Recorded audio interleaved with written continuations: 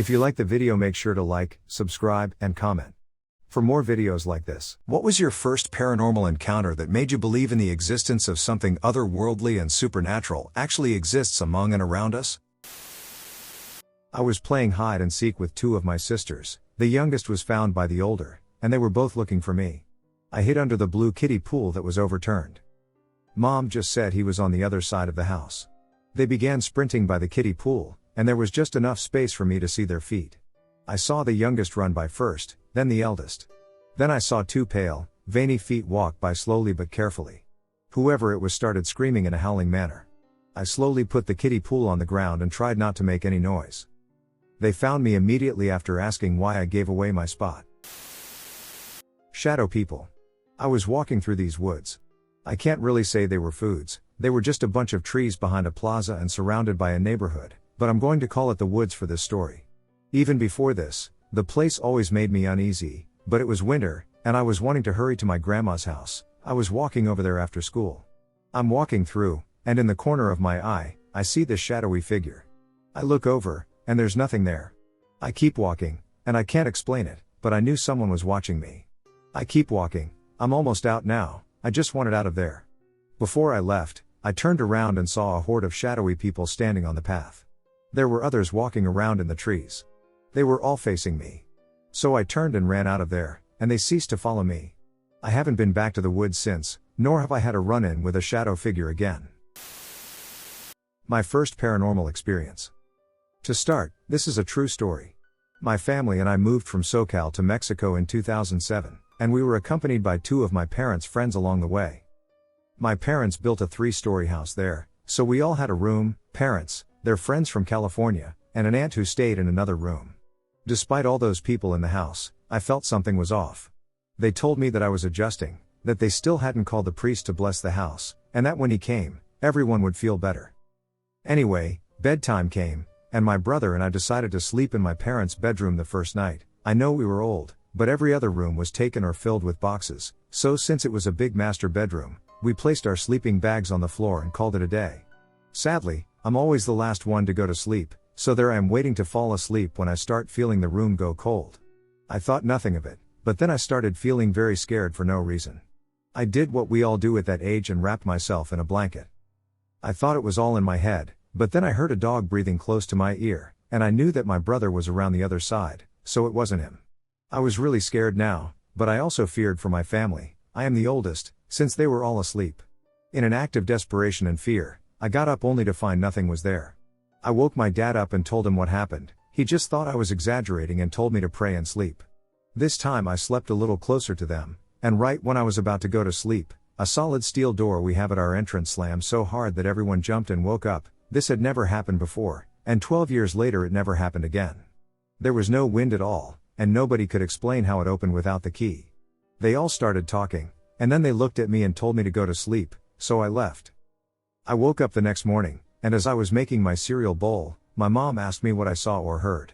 I told her, and she just went pale. She said my aunt and our two guests saw a woman in white walk down the stairs. Moments later, the door slammed shut. We looked, and 7 people couldn't be wrong. This was one of many things to happen in our house, including 4 years of sleep paralysis daily. I had a teacher in high school who really made me believe in the paranormal, or at least gave me some solid evidence. I have always believed, but I never really talked with anyone who experienced it firsthand. Anyways, here's the story. So my teacher, whom I'll call A, and her roommate at the time, B. A and B were not that smart and decided to use a Ouija board. Nothing really happened, and they didn't think much of it. I'm also sorry if I forget some details. I was told this story years ago. It was a Friday night, and B was on the couch watching TV in the living room. They decided to stay that night. B heard some footsteps, a cabinet in the kitchen opened and shut, then the fridge opened and shut. She assumed it was A because it seemed so normal and sounded exactly like a person using the kitchen. B didn't think anything was out of the ordinary until A came home the next morning. She said she had been out all night. Experienced classic haunting signs, like footsteps, doors slamming, cabinets opening and shutting, objects flying off the wall, etc. So A decided to throw away the Ouija board, thinking that would get rid of it. The trash collector came, picked up the trash, and the next morning A woke up with the Ouija board inside her room and her windowsill. They then tried to burn it, thinking that would stop the spirit or whatever it was. The Ouija board would not burn. A told me that she vividly remembers the board not burning because she melted the soles of her shoes and had to throw them away. The end of the school year came, and A and B moved out and went their different ways. They did not room together anymore, and A did not have any more paranormal experiences until one day, over 10 years later, B calls her and says, "You'll never guess what I found in my attic." It was the same Ouija board. I went to high school in the Philippines back in 2010. I was in my second year of high school, technically 8th grade in the US since we used to go from 6th grade to a freshman in high school. I used to go to this private high school in Cavite, and after recess and lunch, we'd always meet and line up as a class in the gym to listen to announcements and wait for our teacher to pick us up from the gym and walk up to the 5th floor since high schoolers typically had the higher floors while elementary and preschoolers had the lower floors. Typically, on the way up, me and a couple of buddies would go into the bathroom next to our classroom just to freshen up and kill time before our next class started.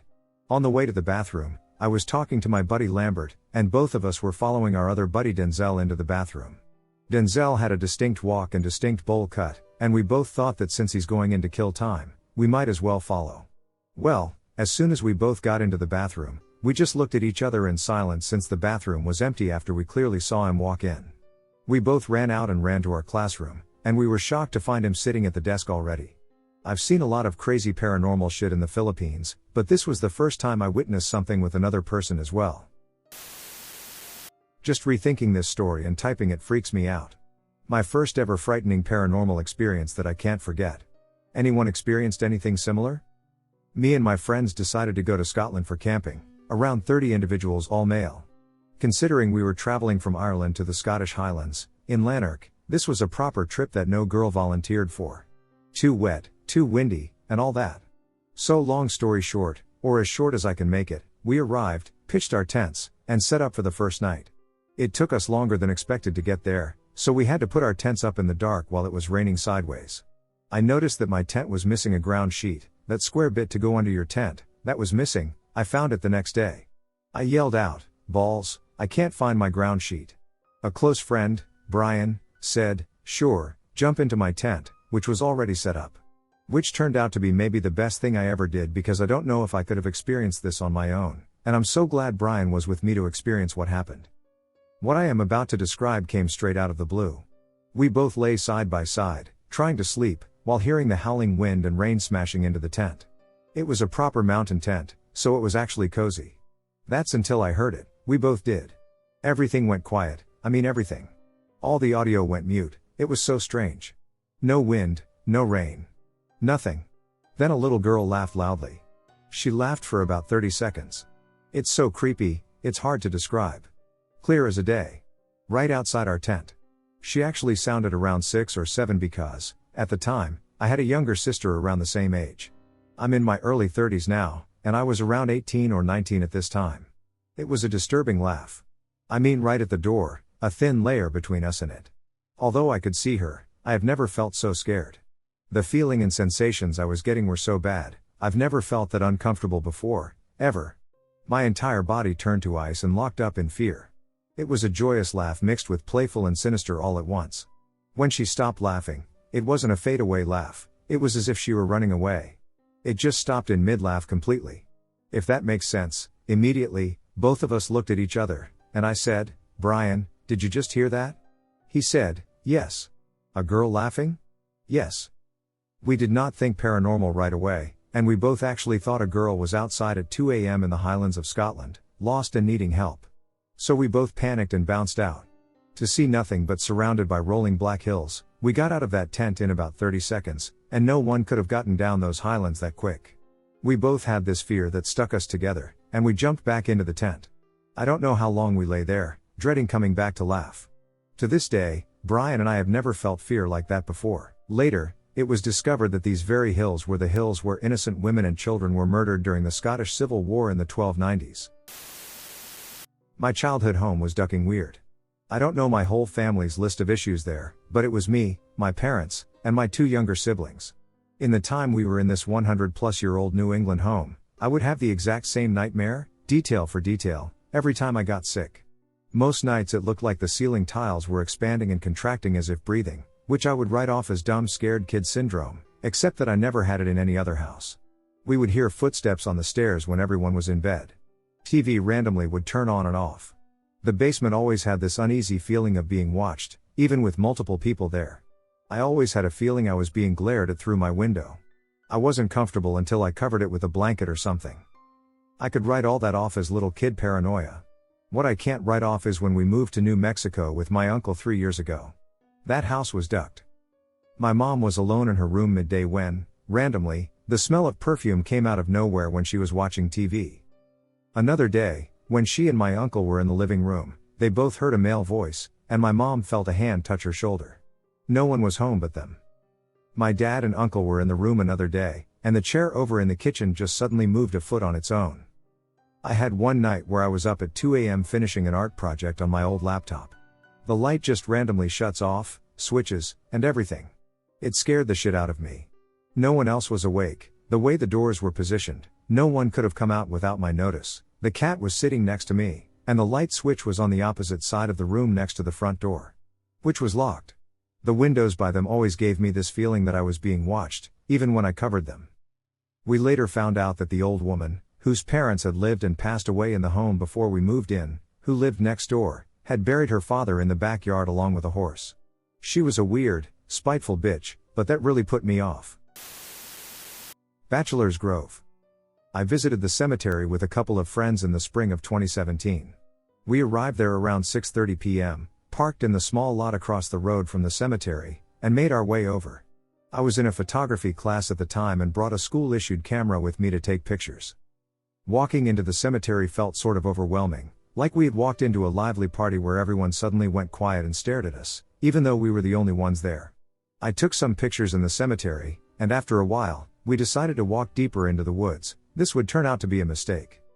As the three of us walked along the creek, I couldn't shake the sense of unease that was settling in, despite it still being pretty light out and, due to it being early spring, the leaves hadn't yet grown back, so we could see pretty far in every direction.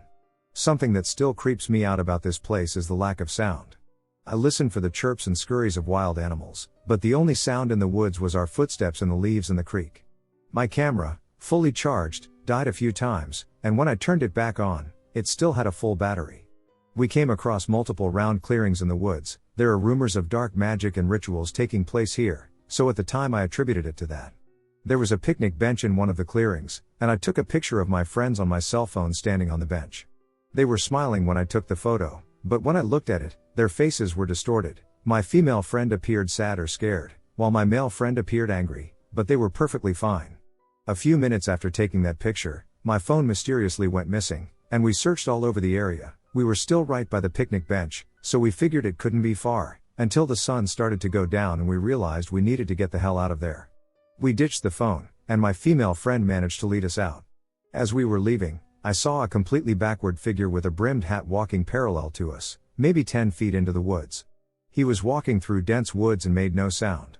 I have no idea why I didn't react to this in the moment, but when I asked my male friend about it later, he said he saw it too. When we got back to my house, some unfortunate events went down with my family that were mostly likely inevitable, but I think the energy I brought back certainly could have contributed. When I brought the camera to my room, the energy seemed to shift, and I saw several figures and anomalies as I scrolled through the photos. I deleted them all right then. Everything felt more normal after that, though the energy in my living room, where the family thing happened, was off until we moved out. Even my completely skeptical mother admitted that the lighting looked wrong and things felt off in that room after this. I'm still interested in haunted places and the paranormal, but this experience made me more wary of these things. To preface, my family is pretty Catholic and has had their fair share of paranormal encounters over the years. This happened to me when I was 7 or 8 years old. My mom used to clean this Christian church in the more country-ish area of our city. I used to tag along with her and bring my toys to kill time. One day, I went with my mom and brought some Barbies with me. She started out by cleaning the chapel and the rest of the areas connected to that building. As she was doing that, I was playing with my Barbie on one of the pews. I had brought 4 and was playing with 2, with the other ones a foot or less away from me. All of a sudden, both of the Barbies I wasn't playing with stood up. I was terrified. I screamed and ran to find my mom, who totally believed me. She had her own encounters at that church, too. There was also a private school on the premises, and there was a 3rd floor that had such a heavy, eerie feeling. She and her coworkers hated having to clean that floor on their own. She also heard the piano and singing in the auditorium at times, only to go check and find it completely empty. Beyond my experience, I too felt a heaviness and the feeling of being watched in the church or school. To this day, I wonder who wanted to play with me, or scare me. Me and my girlfriend were in a more countryside part of town some years ago when she had the idea to take me to her favorite spot in the woods nearby. We had to go up a hill and climb up a wall to get there. This wall is kind of important. Her spot is an off-limits part of the woods. It was an old and abandoned school that still had its wall up. When we got there, we just started talking and doing things because we were in the mood for it, and the night was calm and the moon was so bright. Okay, we finished and just laid there talking softly, and then it happened. First, I thought I was being paranoid, but I heard a ducking laugh to my left. A girly, high-pitched laugh. Then a second laugh, a manly and growly one to my right. My girlfriend heard it too, and we started to dress up, thinking there were some creeps in the woods. That's when we noticed it was so dark all of a sudden, the moon was nowhere to be seen, and we just started panicking. The laugh stopped, but now the twigs and branches were breaking all around us, like people were running about, but we didn't see anyone. And I mean, we couldn't see anything moving, we just heard it. Something ran past right in front of us, like a meter away, and we still didn't see it. We said, "Duck this," and ran half naked out of there. I helped her climb up the wall, and I climbed up myself after hearing three things running straight to me. When I was at the top of the wall and about to jump down, something ducked and grabbed my backpack. And it wasn't a light grab, oh no, it was like I was being lifted and pulled back to the other side. I got free of my backpack and jumped down, and my girlfriend noticed I wasn't by her side and came back. She was going down the hill when she heard me scream that I was stuck. My backpack was being pulled to the other side by the little ropes on the bottom. I forgot their name now, and me and my girlfriend started pulling it to our side, but the thing pulling it was so strong that we were almost being pulled as well. We gave up and let go of it and turned our backs to run, but as soon as we let go, the thing stopped pulling and the backpack fell to the ground. I grabbed it, and we bolted out of there, but I was scared. As we were running, I looked back, and I saw a giant, ducking pale-skinned head with big-ass eyes staring back at me over the top of the wall. And I mean giant, like, the head itself was as big as a truck's tire, and its eyes were the size of human heads. It had no lips, the mouth was just an opening with no teeth, and it was ducking smiling at us, tilting its head like we should come over and play. I panicked so hard that I held my girlfriend's hand and rushed out of there until we got out of the woods. We never went there anymore, and my girlfriend said that's the only time it happened to her, but it happened before with a friend of hers. I still don't know what that SHT is, and I have nightmares about it from time to time. What made me believe? I was always intrigued by the concept of the supernatural, although I was always extremely skeptical about the whole thing, so naturally I wanted to see for myself if anything would happen like you see in those shows and YouTube channels. I gathered a few friends, and we began exploring haunted places around Ireland. We visited, I believe, 7 to 8 different locations. Some weird things happened, but nothing conclusive. Until we went to Falmore House, I grabbed my cousin and his girlfriend, and we set off to a well-known haunted location in Ireland, Falmore House. When we got there, it wasn't on the side of a road like a normal building. It was miles down an old, overgrown road that isn't used anymore. After driving for a while down this road, we came to the entrance, which is even more overgrown, and another long walk to the mansion. Getting through it was tough, as the pathway to the place was mostly blocked by bushes and overgrown vines. Anyway, we got there, and the place didn't seem too bad. Although the look of the old building was spooky, I didn't believe it was haunted. We walked through the old mansion and the other smaller buildings that surrounded it. We ended up at the back end of the house, which was surrounded by forest. We began joking and having fun until we started hearing noises in the trees. It sounded like people walking and whispering to one another. It was getting closer, and we decided to go back to the car as we were extremely spooked at this point. When we got to the car, we tried an app that could talk to ghosts through this box thing. I can't remember its name, but the whole time we genuinely had the feeling we were being watched by something natural or supernatural that was yet to be seen. Then my cousin, who had the car running and his reverse camera on, videos himself asking, "Show us a sign in the camera that you are here." Then suddenly, a white figure crossed behind the car. We freaked out, and once we calmed ourselves and stopped videoing, we got out to try and debunk it. Now I have to note that it was during the summer, and it was a beautiful night. Dry and warm with no wind, the car had no exhaust plumbs, so that was debunked. We literally couldn't find a reason why it happened, and what made it even weirder is that feeling of being watched, then asking it to show itself, for it to instantly do something. The fact that we were in the car for almost an hour at that point and nothing had happened beforehand. Anyway, We just bounced after that and never went back again. Honestly, I have had lots of experiences now that I am older, and I will keep telling them as I feel comfortable.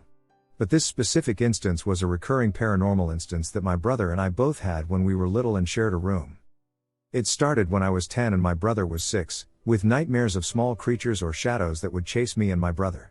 I could never make out facial features, but they were short, human-looking things. These nightmares happened for a few months, and our parents would try to console us when either of us woke up crying or scared. But then one night my brother woke up and started screaming for me to wake up, saying that it was in the hallway coming to get us. From his bed he could see into the hallway, so I woke up and started calling for my parents. When they came in, my brother tried to explain that this small goblin was trying to get us. They told him it was just a bad dream and that they would stay with us until we fell asleep. For the next few nights, he would wake up, saying they were running in the hallway or scratching the small window by his bed, trying to get in. And a few times I woke up to the sounds of something or someone running around our room or hallway and the occasional shadow. It finally all came to a head 2 weeks into this when my brother woke up crying, saying they almost got him, and when my parents came in and turned the lights on, I saw he had red scratches and marks on his arms. After that, my parents put crosses and blessings all over the house and saged the house. And that seemed to work, the nightmare stooped, and we stopped seeing the weird little goblins. This kind of scarred my little brother, and even now he ignores and avoids anything supernatural. But anyway, that's just one of my experiences. If anyone has theories or thoughts, feel free to ask or say. There is this abandoned farm that my family used to own way back. I usually go there with my friends, judging that it's only a 10-minute walk. I never had a weird encounter there, so this experience just stuck out for me. I was with my one friend, Daryl, while we were at the farm. We were in between the old farmhouse and the silos. Daryl wanted to go into the house, which I agreed on. I thought, the farm is somewhat intact, what could go wrong? Everything could go wrong. As soon as we enter the house, we smell this horrible stench, almost like spoiled milk mixed with a dead animal. We still decide to stay inside and wander throughout the house. I've never been in the house since I was practically a newborn. I'm in my late teens, almost adulthood. We go upstairs as the smell gets worse. I'm wondering what the smell is whenever I hear a loud screaming noise. It doesn't sound human. I ran down the stairs when Daryl fell mid-run because the step broke. I go back to him and make an attempt to pull him out of the hole when I hear a loud shriek and a few heavy footsteps, and then the sounds stop. I pull Daryl up as we run out of the house. I take a glance through the window, and I see a figure about 8 feet tall with pale skin. I didn't see much because it was night, but whatever that thing was, it wasn't human. I called the police to go to the farm to see whatever that thing was, but there was nothing. Only some decaying animals and some slight human activity. My friends and family think I'm crazy, but I know what I saw. This was about a year ago. I had just moved into a new place with some friends. I've seen strange stuff before, but I'd never actually seen a spirit before this point. I woke up about 3 a.m. and was weirdly very awake and couldn't get back to sleep. I went on my phone for a bit and then decided to roll over onto my stomach, propping myself up with my elbows to put my phone away. My room in this house was completely pitch black, you really can't see your hand in front of your face. I looked around, and in the corner, I thought I saw something.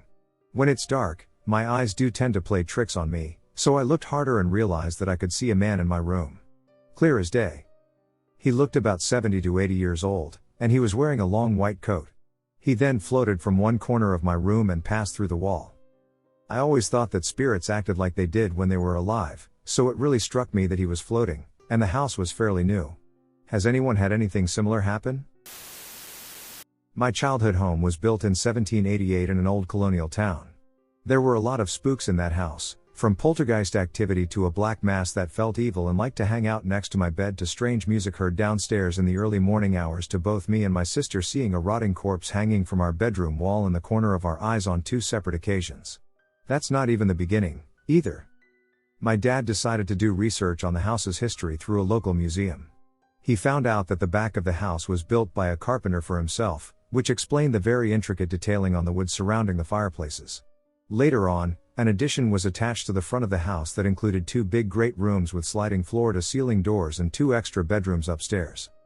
This place had not only been a private residence for many families but once functioned as a funeral home, explaining the sliding doors for open casket wakes, a stopping point for the Underground Railroad, a Civil War hospital, and a boarding house. I have at least 100 personal stories and plenty of shared experiences. For example, everyone who has slept in the old part of the house's 2 bedrooms while completely alone in the house, including me, my brother and sister, one of my cousins, and a family friend who was house sitting, has heard the same clunky footsteps slowly walk up the stairs from the front of the house, then down the hallway towards whatever room we were in, then stop in front of our bedroom door. If you try to yell, "Who's there?" you don't get a response, nor is there anyone there if you hop out of bed to open the door or search the house. What my father saw made me a believer in the paranormal. My father is a policeman. A no-nonsense guy who lives very much in the here and now and believes only in what he can see, feel, or hear himself. At the time of this story, he was in the police force for more than 20 years, and I was a teenager. My father worked night shifts, and on a regular basis, he would come home in the early morning to have breakfast with us before he would go to bed and we would go to school. He would usually be in a good mood and tell us funny or interesting stories from his day, or night, at work. This morning, he was unusually silent, and he didn't eat either. My mother asked if he felt all right. It took him a while to actually answer, and he said, "I'm not sure what I experienced tonight." He didn't want to say anything anymore in front of us kids, but we prodded him long enough until he told us the following. It had been a quiet night, and he was out with his colleague in a police car.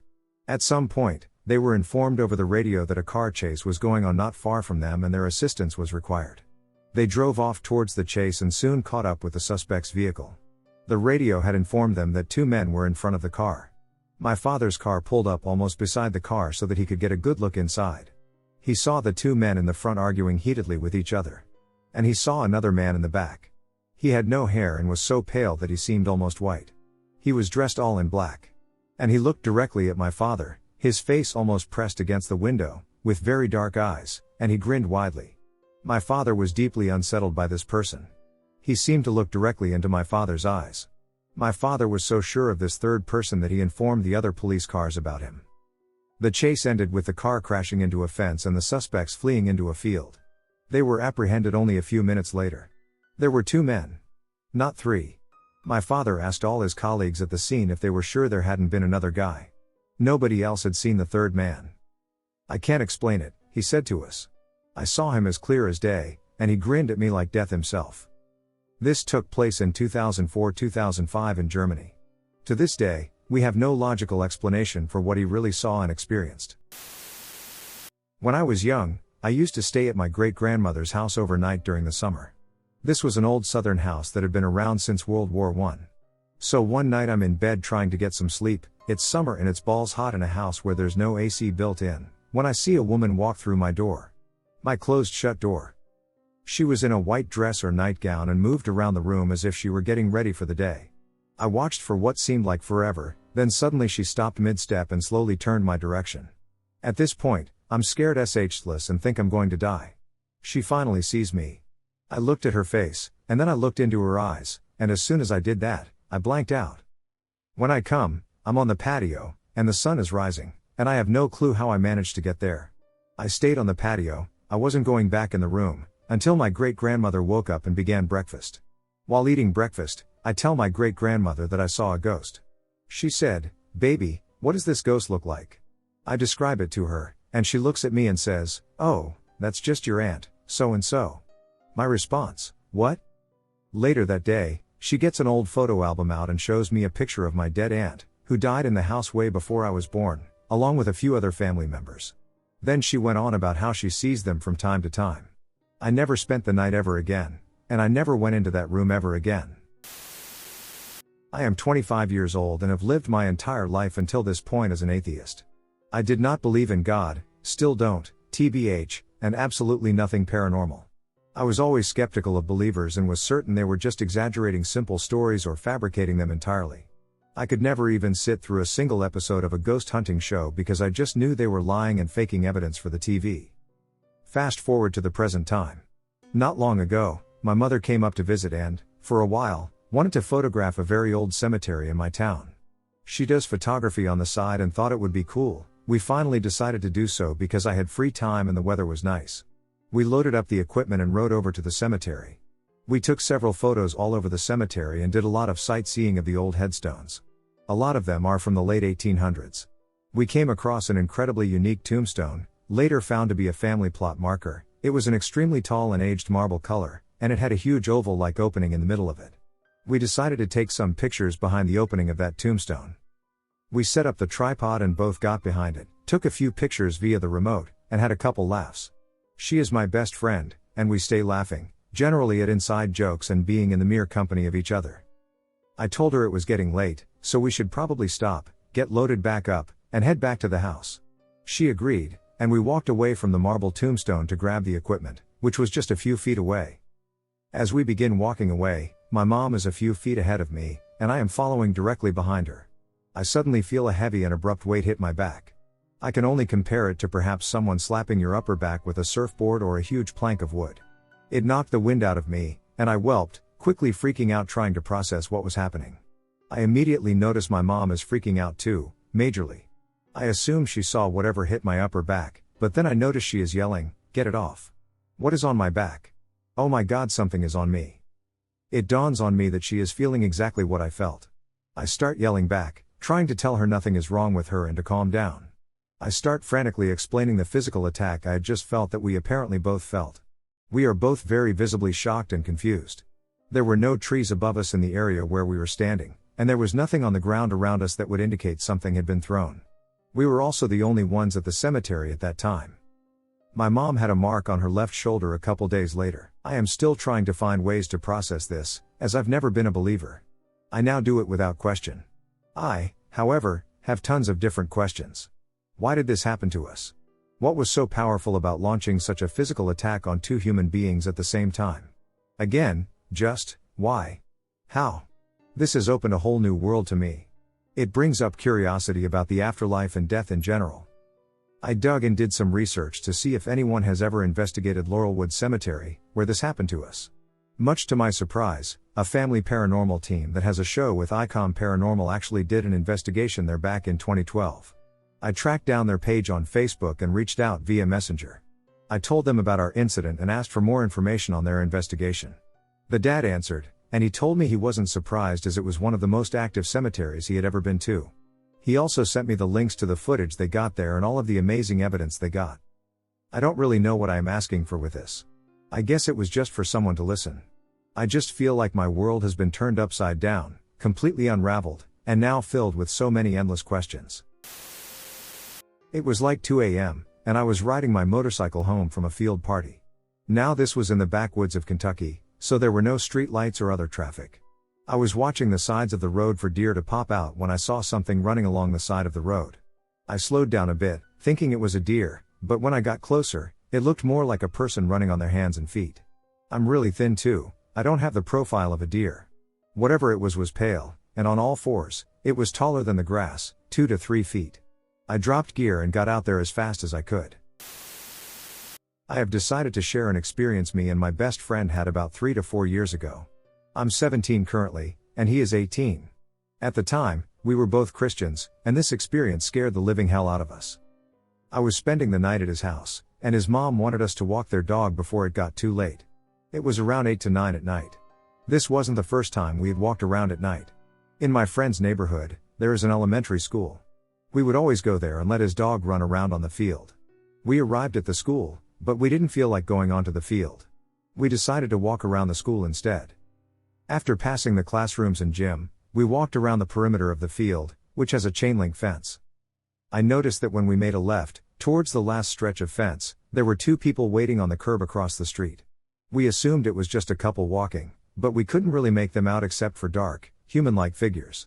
We got a little spooked and decided to pick up the pace, not fast walking, but definitely not as slow as we were before. I turned around, and they were following us. I whispered to my friend, and he saw them about 20 feet behind us, on the corner we just turned. At this point, we weren't just spooked, we were pretty scared. We started to fast walk down the sidewalk. When we made it to the end of the chain link fence, about 30 feet from where I turned and whispered to my friend, we noticed they had already made it all the way down the sidewalk before the corner we turned and first saw them.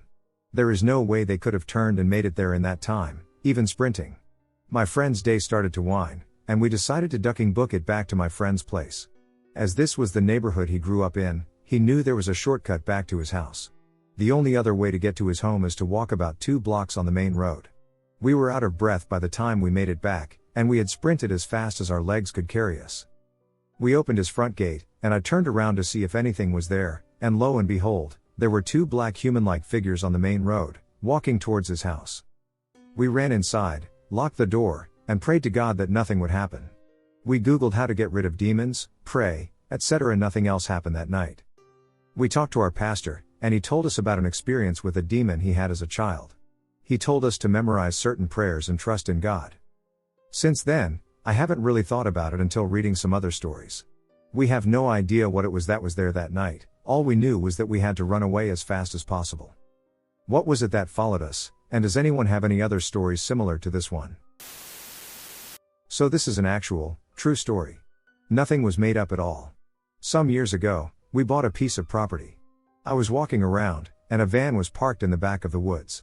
Called the number on the van, and the wife of the owner called the police, and after a day of BS, they found him hanging in a tree on the back corner of the property. He died in the place he loved the most, his wife said. Jumped off a tree stand he built. Fast forward to one morning. As the sun was coming up, I heard footsteps running down the hall to the side of my bed. I have two boys, so this was not alarming at the moment, but I was actually in the house by myself. I opened my eyes, and a blonde-haired boy in blue jean overalls was standing next to my bed. I have blonde-haired children. I suddenly realized this was not my child, and all of a sudden, the boy started to vanish from the head down and was gone. I slept with my pistol next to me for 2 nights, as if that would do any good. I rented the house out for years and came back to live there, so I needed to change my address. I went to the local post office and was talking to the clerk, and she knew the address. She said my dad killed himself on your property. We talked a little, and I asked her, what was your dad like as a boy? What did she wear and look like as a child? My jaw dropped when she said she had blue jeans overall and blonde hair. We talked about what I had seen, and she was not surprised because she had experienced things as well with her deceased dad.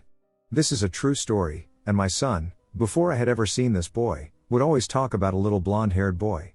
I thought he was making up a friend like kids do. I never told my kids about this experience, but after finding out who the ghost was, I was never afraid of another encounter if it happened. There were some noises and doors that were open when I walked by that were closed the next time I saw them. You can say what you want, but I think he came back as a boy who used to enjoy the land my house is on. He is since gone, at least I have never seen or heard anything out of the way in years. So a few years ago, my friend and I took a walk on a rail trail near where we lived in Massachusetts. It was light when we started walking, but soon the sun set. My friend wanted to make it to a part of the trail where there's a bridge over some water. Finally, we make it, and it's pretty much completely dark. While we're standing on the bridge, 2 people pass by, and we say hi. It was too dark to make out gender. I thought it was 2 women but might not have been. They continue walking, and we stay for a bit looking at the water, then we decide to head back. It's totally dark, there are no street lights, so we put on our phone flashlights, but they're pretty weak.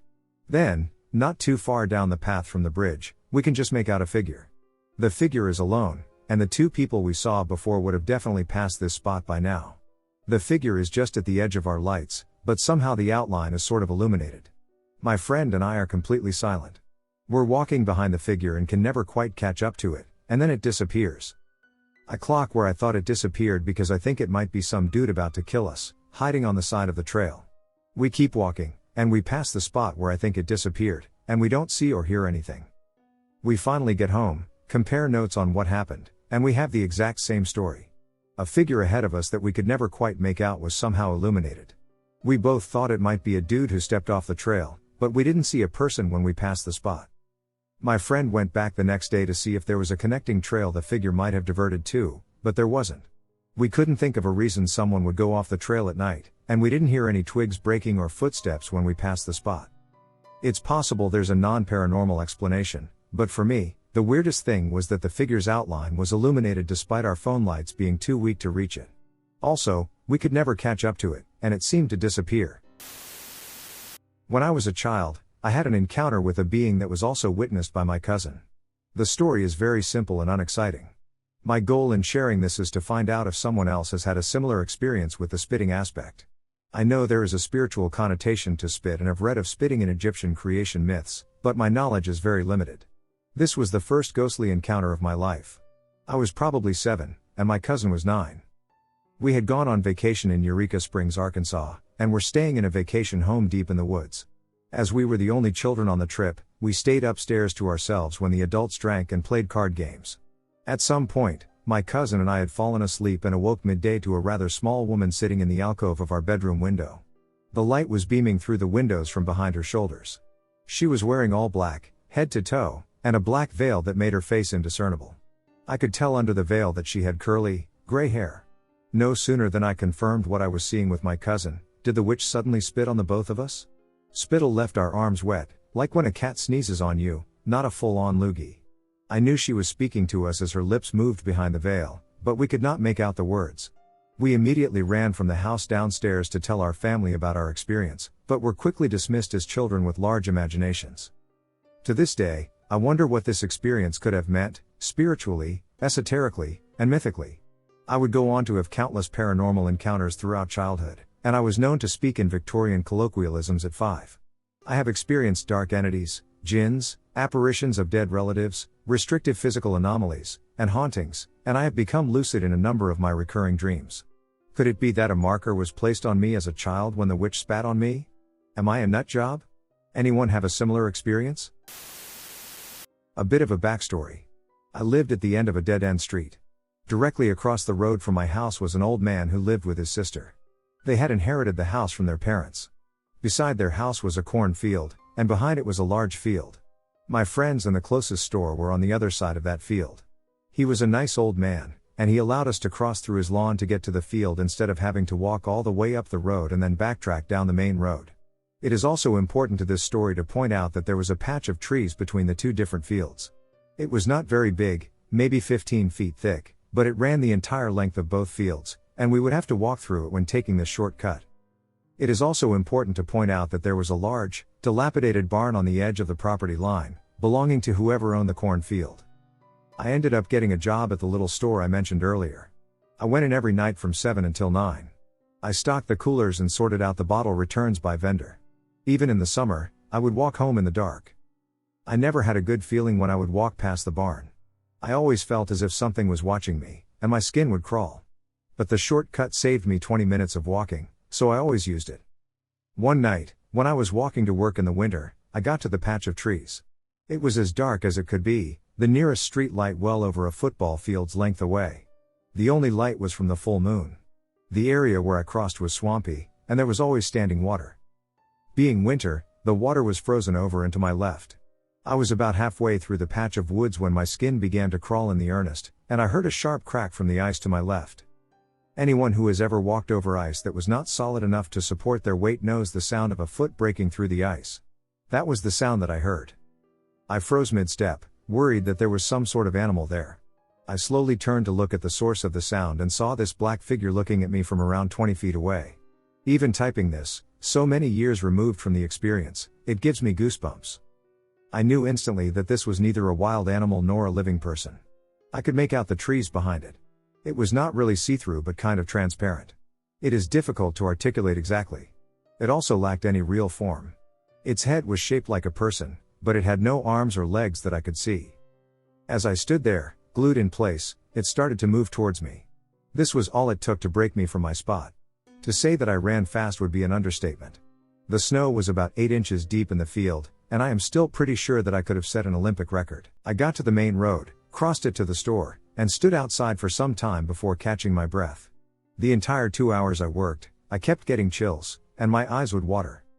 At 9, when the store closed and I was to head home, I stood by the edge of the road to gather my courage. Finally, I crossed the road and entered the field.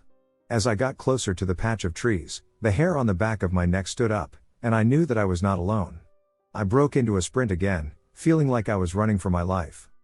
If there was something waiting for me, I never saw it. For the next few weeks, every time I would take this shortcut at night, I would get the same sensation. Eventually, I caved and started to take the long way. This spirit, ghost, demon, whatever it was, stayed with me until I graduated high school and moved. I went on an exchange trip to France and was out hiking in the Alps when I saw it there. My host family's son also saw it, so I knew I was not imagining it. This was my first and only paranormal encounter. Not very eventful, but I haven't told many people. I'm now 26, but at the time, I was about 6 or 7. For context, I was a very rule-abiding child, terrified of causing a scene or making my parents upset. I was also intelligent and skeptical. So I wasn't a gullible kid to have an imaginary friend or make up stories. I also had never seen a scary movie or horror imagery. As for my mom, she was or is a pretty serious woman, and I had a healthy level of fear of her. She wasn't someone I'd ever lie to or pull a prank on.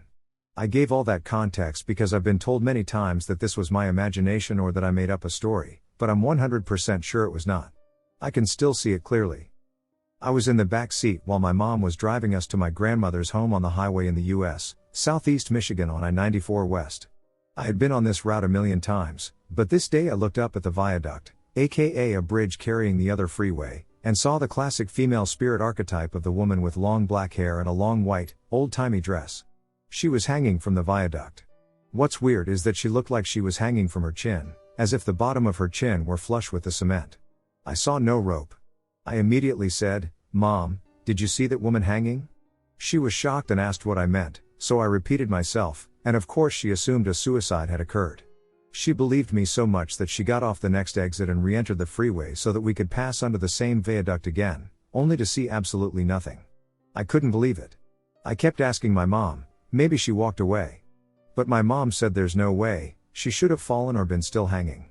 She convinced me it was my imagination, but I can tell she knew I wasn't lying or making up a story because I didn't get in trouble. I googled the area but never found anything relevant to what I saw. I also forgot about the story for a long time. It was so real to me that I never considered it a ghost story until I got older and put two and two together. She was always just some hanging lady to me. But I definitely have an underlying fear of any character that resembles the Grudge or Samara, Ring. What do you think? Yes, I lived in a house from 8 to 18 that was haunted.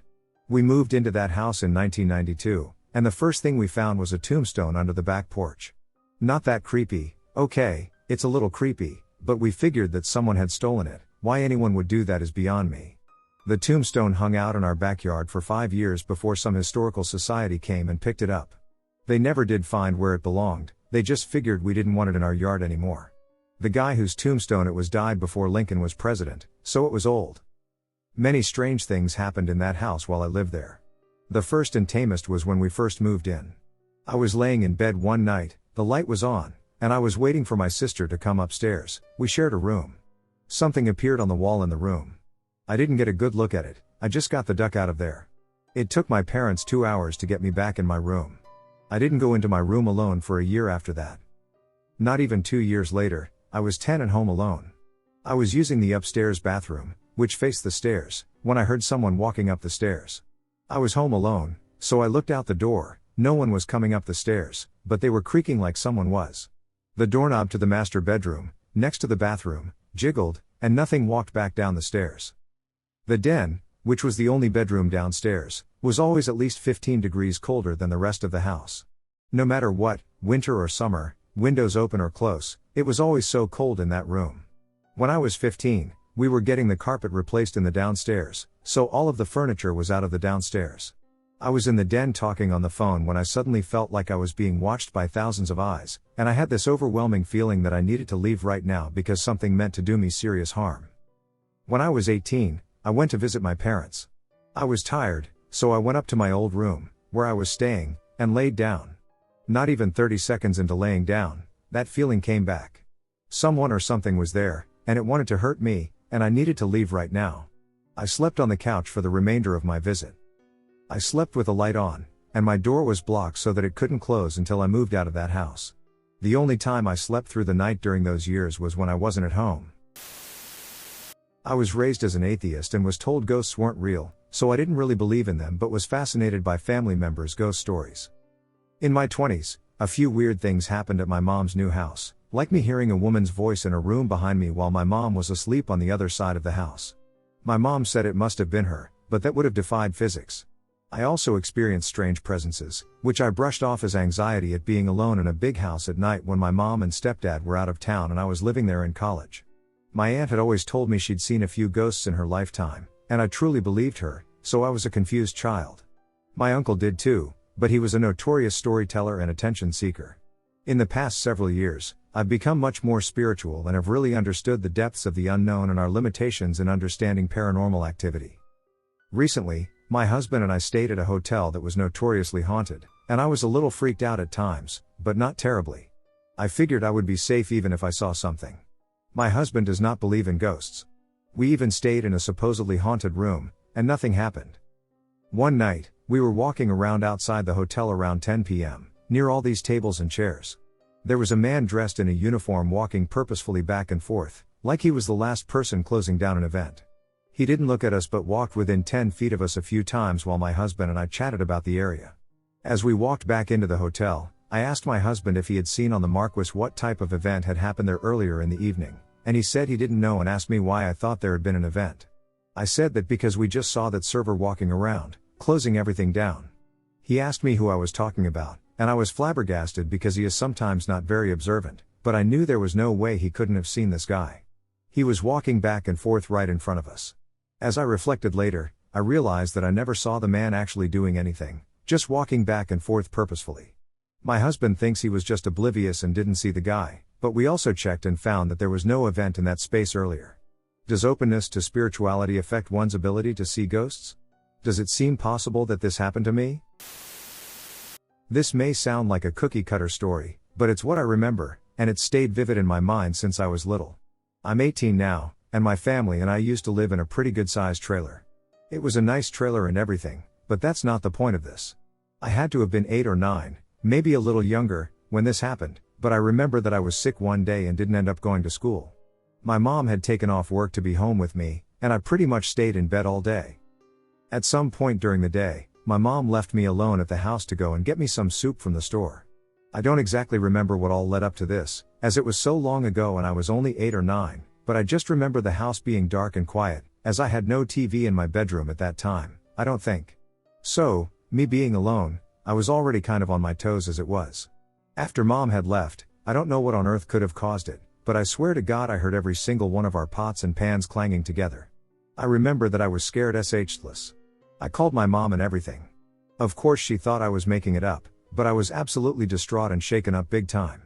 After I had called her, I slowly creeped into the kitchen to get a look at what was making said noises, and, lo and behold, every single pot and pan we have out is swinging on their hinges. Obviously, this made things even worse for me, and I didn't handle it very well. I remember being shaken up for quite some time, and this memory has stuck with me ever since.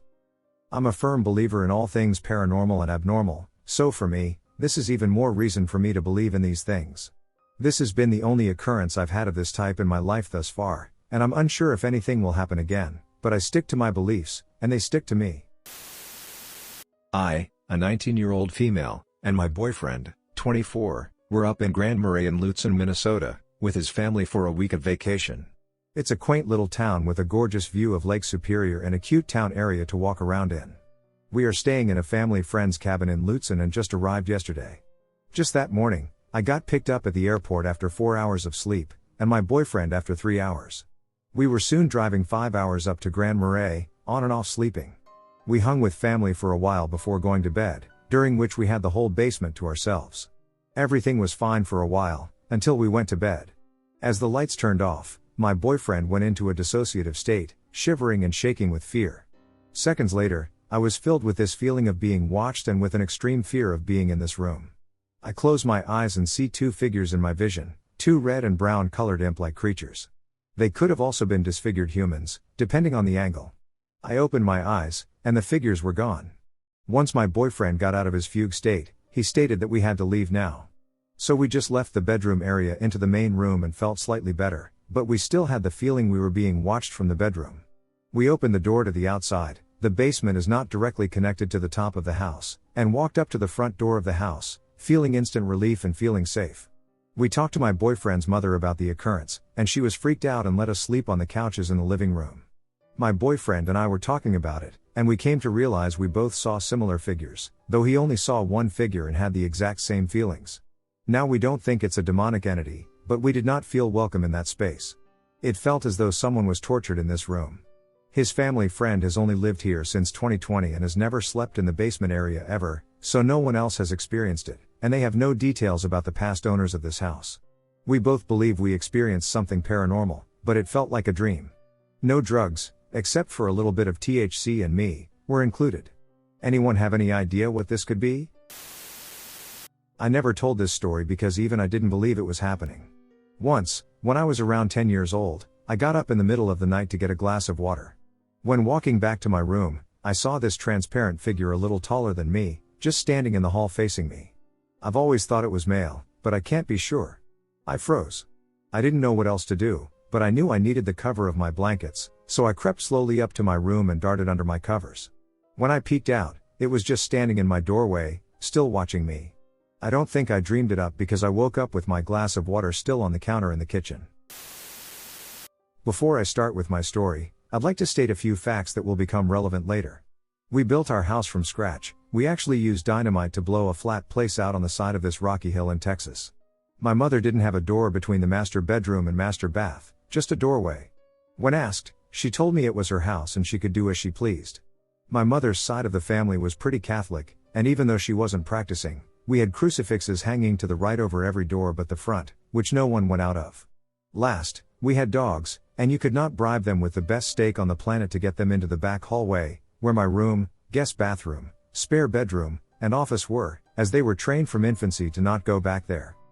While I can't quote the exact night, I remember when it started.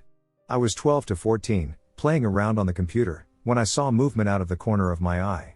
We lived out in the country and had a nightlight in the hallway so as not to murder yourself on your way to the bathroom, and I saw legs walk past it. At first, I thought it was my mother and said, "I'm almost done on the computer, I'm just finishing up." Legs didn't say anything, so I figured she just went back to bed. I saw the blotting of the light a few more times and figured it was a cat head and tail walking by or my mother checking again. I knew I wasn't supposed to be MSN or Neopets or whatever the hell I was doing so late, so I was on edge, but I mostly ignored it. A few weeks later, I actually saw the thing. My best and most accurate description that I can give is something black, like more black than most people have ever seen. It's not even cave blindness, but more dense and sucking the light out of everything that touches it. It looks like the nefarious guy on the neighborhood watch signs. It feels like absolute terror. Now, this terror isn't "I'm afraid" or things that go bump in the night. This terror is something that you can actively sense. You can tell if it's closer or farther, if it has moved left or right. If I kept my bedroom door closed, I could feel it pacing the hallway. This goes on for years, and I don't say anything. I slept with the TV on and the door firmly shut, and every now and again, I'd yell at the thing to go away. I was so tired, I had a test in the morning, it was really hard to sleep with fear just flowing through you, etc. Flash forward, I'm 17. I know this thing exists, and I just try to cope. I turn on every light I can, and after a certain hour, I brush my teeth with the bathroom door closed, and open the door to find it a few times. I stockpile water in my bedroom just in case I get thirsty at night. One night, I'm watching TV on my couch, and my mother and her husband are asleep. It's winter, so my ancient dog Max is inside and snoring like no other. I nudge him a few times, and he is passed out. I turn off the TV, turn on the hall light, and go to walk back to the bathroom. All of a sudden, 90 pounds of archaic dog slam into me before I can go into the hallway. I figure that he just got spooked because he's old. Sit back down and let him fall back asleep. I get back up and try to go into the hallway, and bam, he slams into me again, shoving my body against the wall. I try to calm him down again and tell him to go to bed. He won't. Every step I take further into this hallway, one he has never been in before, you couldn't get him in if you tried, he's forcing me against the wall, growling like he's going to murder someone. This is my decrepit, idiotic dog. He chews on rocks. He let a raccoon eat his food, happily. And he is growling like Hitler met Satan, and they picked a bigger baddie than them. So, I let him escort me to the bathroom, brush my teeth while he growls into the hallway, then let him shove me against the wall to go to my bedroom. He lays facing my door all night, softly growling. I don't sleep. A few days later, my mother buys a piece of SHT accordion door for her bathroom. I don't say anything for a while, but I recall what she said to me as a child. I asked her why she bought it. I can't stand the ducking thing looking at me when I get ready in the morning. I press her to describe it to me. It's black, she can only see it out of the corner of her eye, but it looks kind of like those neighborhood watch signs. It makes her uncomfortable, but she's dealt with it long enough, she can do whatever she wants in her own house. Now, I'm disturbed. I tell her about the thing in my hallway. We don't really talk about it again. Flash forward again. My mom has divorced her husband and is living with another guy somewhere else. I'm in college and don't live anywhere near her. It's my birthday, and her mother, my Nana, is drunk as hell off of fruity wine. My Nana is waxing poetic about my grandfather, who died about a year before. She misses him, she's telling stories, whatever, Nana's on the Boone's farm kick.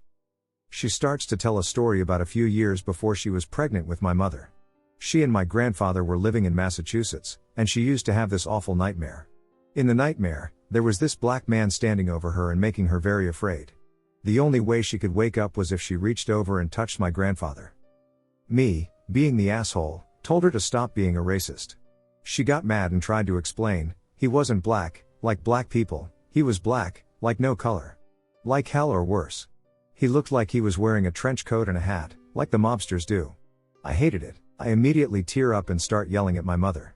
Why would you screw with me like this, etc. Then I realized my mother was crying. She's never said a word to my Nana about any of this. 3 generations. Same thing, different states, different times, different people, same family. Religious iconography, I guess, keeps it out of a room with a shut door. Maybe. But it clearly follows. It's not nice. I don't want it to find me again.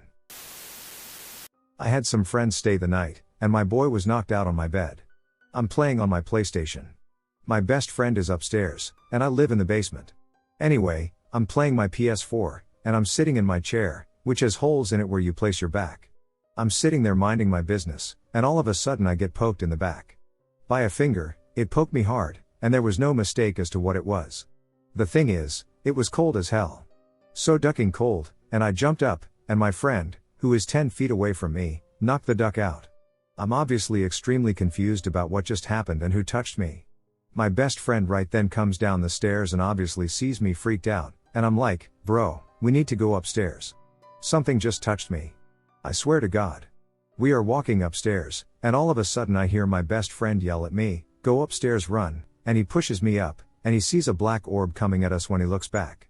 I know he wasn't lying because he was crying, and I've never seen him cry over something like this. We had to go down there eventually, but we didn't for like 3 hours. That was my first paranormal encounter. I've since moved from that house, but I have had so many experiences in the year I lived there. My fiancé and I finally had a few days off this summer and decided to take a little trip. We live in northern Utah and decided to head to Wyoming to buy some cool fireworks and camp out. Plus, his grandparents lived very close to our desired, calming location. My fiancé, Jake, has a hatchback, and we planned on lowering the back seats and just sleeping in the car. After purchasing some fireworks, we head out to our camp location. It was called Blazin', or Blazin'. The roads were rough and narrow, and there were about 1,000 wild rabbits running around. Other than that, the road was pretty clear. We parked our car behind a mountainous pile of rocks to block out as much light pollution from the nearest town as possible. I had never seen the stars so bright. It was still pretty light when we got there, and I took in as much of my surroundings as my eyes could handle. We made a fire as it started to darken. We cooked some hot dogs and set off some aerial fireworks before deciding to call it a night. We climbed in the car, and Jake fell asleep pretty quickly. I, however, felt very strange. I opened the back of the car to take in the silence and the pure blackness of the night. I've been camping before, but I had never felt like this before. I wasn't scared, but I wasn't comforted. The blackness ahead of me felt almost unreal.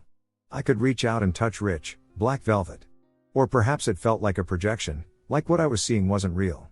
I decided to call it a night and shut the hatch. I didn't sleep very well. We woke up fairly early. At about 6:30 a.m. we had planned to go shooting a bit, since I had never even so much as held a gun, and go to Opal for arrowhead and rock hunting. I exited the car and walked a few feet away to pee, and literally 10 feet to the left of the car was a sheep's corpse. Like I said, I took a good look around when we first arrived. It wasn't too dark for me to notice the previous day. In fact, our campfire was about 5 feet from it. Out of morbid curiosity, I went to investigate. It was probably the most disturbing and eerie thing I had ever seen. It looked freshly killed, yet the sheep's innards and bones were entirely gone, other than the skull. The eyeballs were still intact, and that's usually the first part of a body to decompose. It was like it was completely hollowed out. But there was no blood anywhere. There was no dried blood or any sign that this was an animal's meal. Something else I noticed that was strange was that the skin looked almost leathery where it was peeled back. But, seeing as it was so fresh, that was impossible. I yelled to Jake, who had been camping in this area very many times in his lifetime, to see if he had any ideas. He was completely baffled. We decided to just sleep at his grandparents' house that night. We quickly packed up and left. As we were leaving, I saw another sheep's corpse exactly like the other, right on the side of the road we had traveled on to get there. There was no way we could have missed that. We were paying very close attention to the road because of all the rabbits. I was really uncomfortable. However, the rest of the trip was a lot of fun. In fact, while we were shooting, I found half an antelope skull that was a bit bleached by the sun. I thought it was pretty cool, so I put on some gloves and bagged it up, with the intent of cleaning and sanitizing it when I got home. Once we got back home, I decided to stop by and see my best friend. We were driving down the road, smoking cigarettes, when my car suddenly broke down. I was feeling pretty unhappy, but while we waited for my father to come help me tow it or push it to the nearby mechanic to leave overnight, I told her about the weird sheep corpses. My best friend is Native American, and she immediately got extremely uncomfortable and told me to talk to her great-grandmother. I agreed and visited within the next few days after my car had been repaired. However, I fell very ill the day after my car broke down. I had the flu, which was unusual for the time of year. I wanted to keep my visit brief in fear of getting them sick, but I ended up staying there all night. I told her about my experience with the sheep, the weird feeling I had the first night, and the antelope skull. She was positive I came across something called a skinwalker, a person, a witch, with the supernatural ability to turn into any animal he or she desires. To be able to transform, legend sometimes requires that the skinwalker wear a pelt of the animal. They are believed to be very evil, and Native Americans refuse to talk about them at night, which explains why my best friend was so uncomfortable. Her great-grandmother also mentioned that running into a skinwalker can cause disease and bad luck, like my car and contracting the flu. After she told me all of this, I was really scared and overwhelmed. She asked me if I took any strange souvenirs, and I told her about the antelope skull. She told me to go home and bury it in a field, and I should be fine after that. I did just that. As soon as I came home, I grabbed a shovel and the skull, went to an old field, and buried it. I burned some sage after I buried it at the site, in my car, and in my room. However, she said that may not take care of my bad luck. And she's right. My car continues to mysteriously break down again and again, immediately following repairs. I don't really know what to believe. Bad luck happens, my car is a bit old and it's bound to have problems, and I frequently get sick. But I still can't explain what I saw or why I felt what I felt. Does anyone have any suggestions or ideas? If this really is the work of a skinwalker, I need to know what to do to get my life back on track. I'm a poor college student, and I can't afford to fix my car. I just replaced the power steering rack, and that set me back $600. Immediately after getting that repaired, my brake light and my transmission light came on. I checked my transmission fluid, and there is definitely a leak or something going on. Any advice or speculation is appreciated, and thank you for listening. I was 14 at the time. I lived at home with my parents and my 10-year-old sister in a normal suburban house in Connecticut. I had always believed in ghosts, but I never had any experience with anything and never wanted to. My mom has always been infatuated with and loved, and still does, ghost shows and paranormal TV, finds them fascinating, and is always open to them. 6 months prior to the event, my aunt's sister was diagnosed with melanoma. It was terminal, and treatment did almost nothing as the disease progressed. It was really a waiting game to see when, not if, the treatment stopped working. Towards the end of her treatment, I distinctly remember a heaviness in the house. Whether it was my mom's sadness or maybe just a feeling, being home just felt dark. For context, it's important to know the layout of my upstairs. My house was a standard 2-story, 4-bedroom home. My room was directly next to the staircase, with my parents' and sister's rooms being on the other end of the house, right next to each other. My house was oldish, not like haunted old, but maybe 30 to 35 years. The floors upstairs would creak if you walked on them. My sister and I knew it all too well when we would sneak around at night to get snacks, and my father would catch us. One night before my aunts passed, I was lying in bed with the door open to my room. The hall nightlight dimly lit the area, just enough so that it wasn't pitch black. As I'm lying there, I distinctly remember this gut-wrenching feeling of heavy energy and uneasiness in the house. I hated my door being open, but my parents had a rule that it needed to be closed for safety. As I'm lying there, I suddenly hear these horrific, running, heavy footsteps from my parents' room. Down the hallway and then down the stairs, there were fast, heavy footsteps. I sat up immediately and just listened. The footsteps went down the stairs fast as hell, the heaviness being the scariest part. Think of a big man in work boots going downstairs as if his life depended on it. The next thing I knew was the light turning on and my father hauling us down the stairs. I could hear him searching the house, all the while my moms at the top of the stairs were looking down. I asked, "What's going on?" And she asks me, "Were you out of bed?" To which I say no.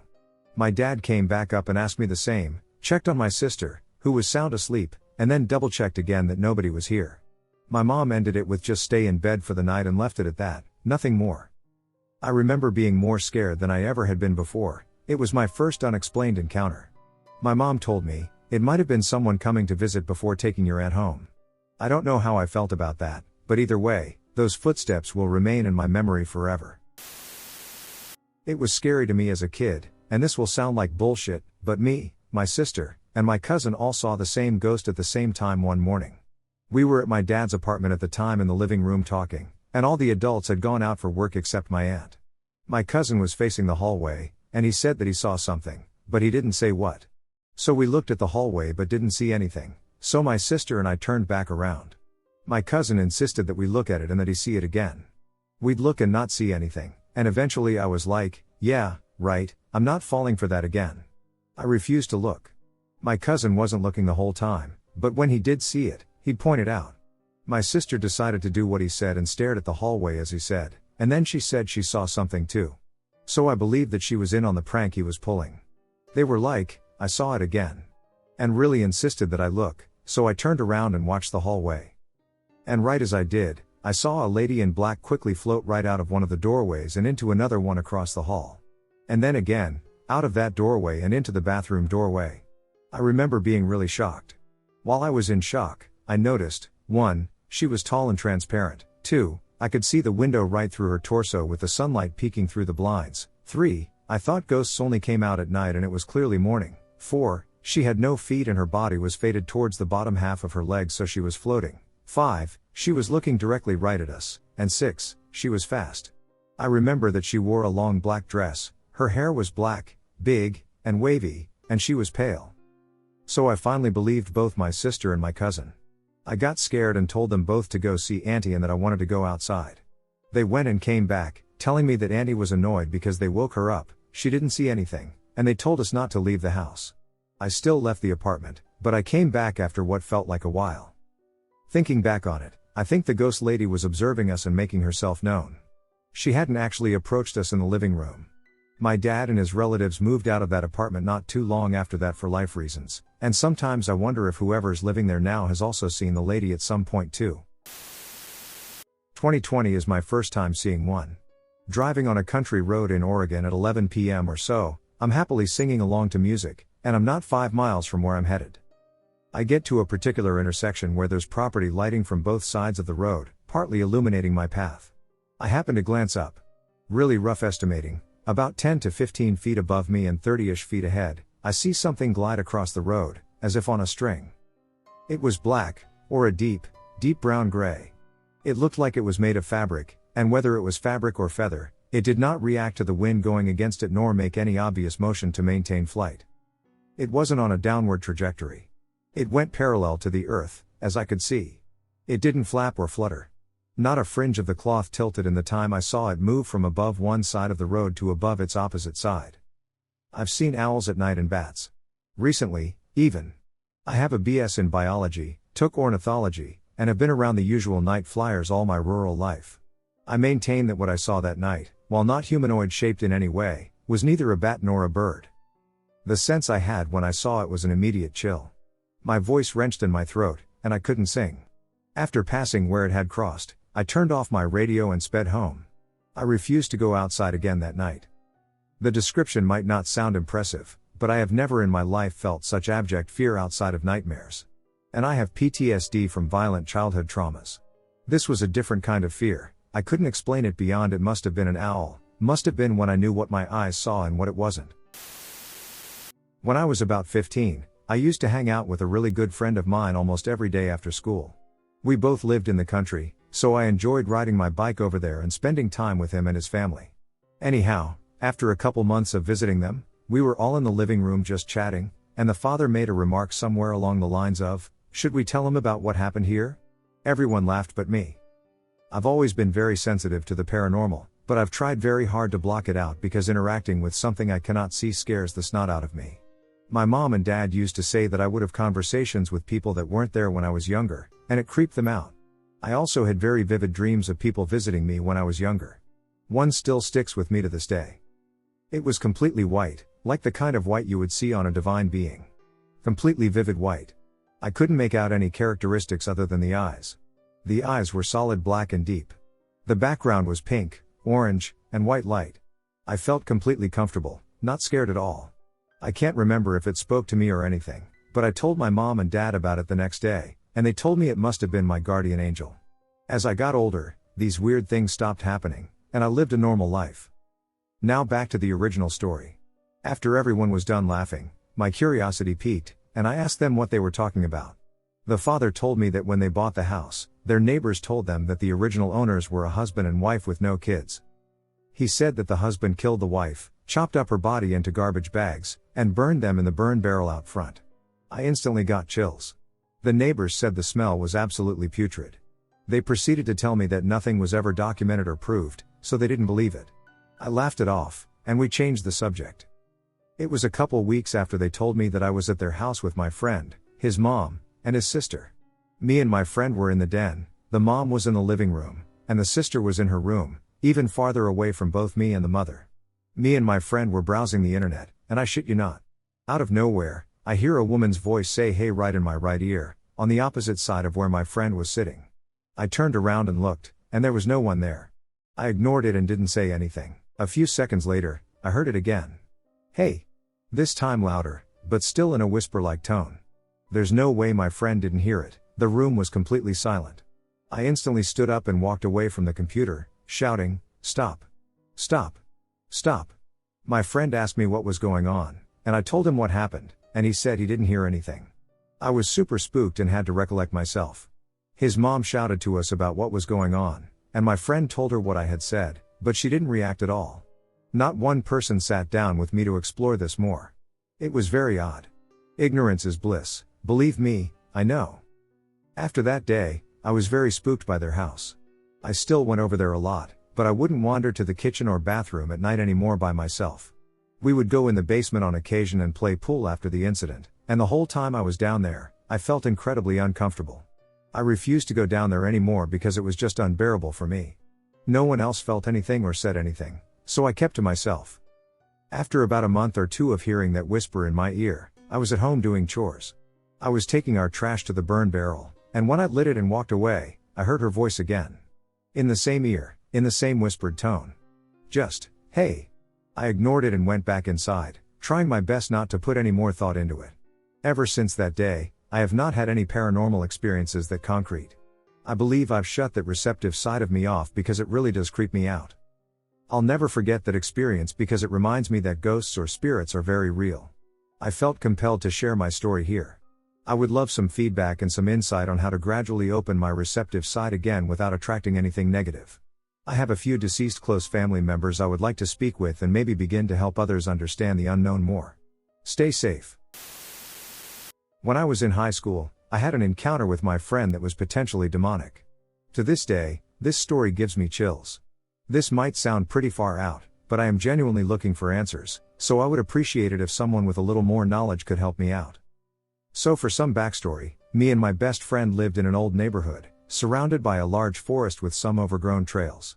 A ghost started living with my family at our house there. I lived there for years, but by the time I got to high school, I had moved nearby. The ghost followed us to our next house, and my mom had to call a paranormal investigator. So this demonic experience was by no means my first paranormal encounter. We were teenagers in a small town, so of course we all smoked weed. I was around 16 or 17 at the time of this story and had moved out of the neighborhood, but my friend still lived there. It was around 10 or 11 at night, and we were walking through her neighborhood to smoke. We were going to smoke on this bridge. On the side you approached it from, there was a grassy clearing, and on the other side, there was the forest. As we started to move towards the bridge, I began to get very uneasy. Then it felt like I was being observed or stalled. We moved even closer. At this point, my adrenaline was through the roof. I felt 10 times more alert, and all of my senses were working overtime. I didn't want my friend to think I was a bitch, so I didn't say anything, but she was also silent. I don't know how to explain it, but I felt this presence in the woods. It was like it was stalking us. And the closer we got, I felt like it was moving towards us. By the time we got to the bridge, I couldn't ignore this feeling anymore. Whatever I felt was pure ducking evil and wanted to hurt us. Before I could even say anything to my friend, she just said, "We need to leave." Without another word, we ran all the way back to her house. I haven't felt anything like it to this day. I felt like I was about to meet death. Getting out of there felt like some kind of miracle or divine intervention. Once we got back to her house, we both cried and talked about what happened. She pretty much had the exact same experience as me, she even felt it moving.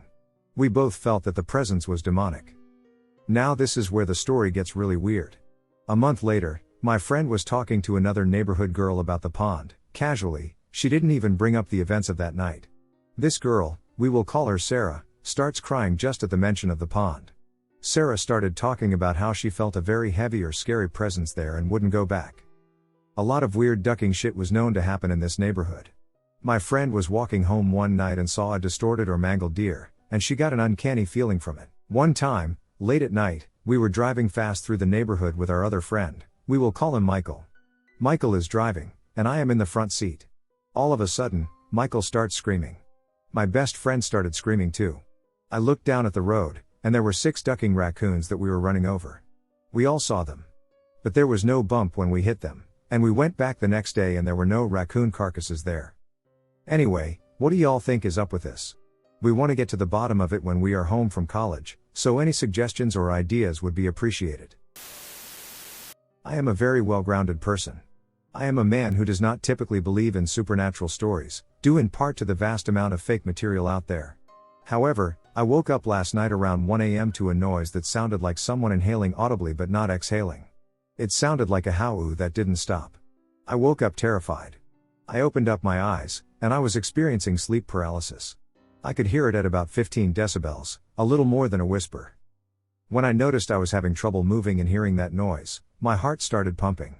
I began to be able to move just a little, moving my head to see if I could spot what the noise was and where it was coming from. When I started moving, the noise got noticeably louder by a few decibels. The moonlight shines in my room, so I was able to see. At this point, I was not sure what to do. The sleep paralysis has worn off by now, but now it is replaced with paralysis by fear. I lay there, frozen, hearing this soul-piercing, eerie noise. I opened my eyes and took a look around the room, and I noticed something in the corner. My eyes were no doubt adjusting, but it appeared to be a man-shaped figure. It seemed to emit darkness. I sat up in my bed, and it vanished, moonlight replacing where the darkness was. I was really creeped out. I went to take a piss and laid back down. I was pretty sure I was just in a mental state where I was in between dreaming and awake, and what I saw was not real.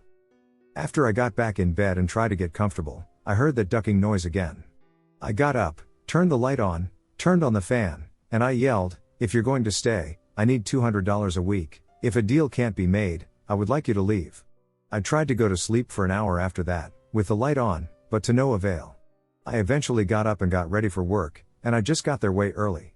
I am in my house now and am not sure if I should move out or research this further and conduct experimentation if possible and consistent. I feel like I am dealing with a force that isn't supposed to be on my plane of existence. I didn't get a feeling of malice, it was more of a feeling of envy coming from it. I was about 5 when this happened, and to this day I still don't really have an explanation for it. I think it was summer when this happened, a lot of the details are fuzzy, so bear with me. Anyway, I was lounging in a chair reading some Spider-Man when my older sister came inside, and she had this weird look on her face, and I said, "What's with the look?" And she said, something really weird happened while I was sitting on the hammock." I asked her to tell me what happened, and she told me that she was lying on the hammock outside, and she said she heard a voice in the ravine calling, "Hello?" Then she asked me if I did it, because the voice sounded a lot like someone around that age would. I told her that I had been inside the whole time. It's at this point that she really gets creeped out, so she asked me to do the same thing that she was doing because she wanted to prove this wasn't her imagination. I decided to go along with it.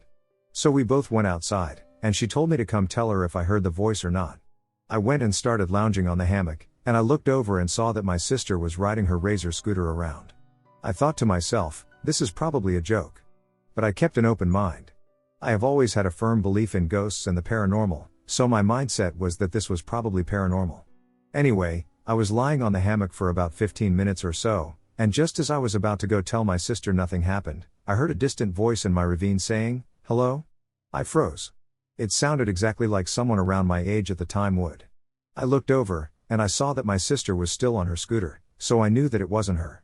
Another reason I knew it wasn't her was because I would have heard and seen her down in the ravine. I turned back to the ravine and called back, "Hello?" There was no response. My blood froze. I got up and told my sister what happened, and we both kind of laughed it off. To this day, I still can't really explain what happened that day. It could have been my imagination, I don't know.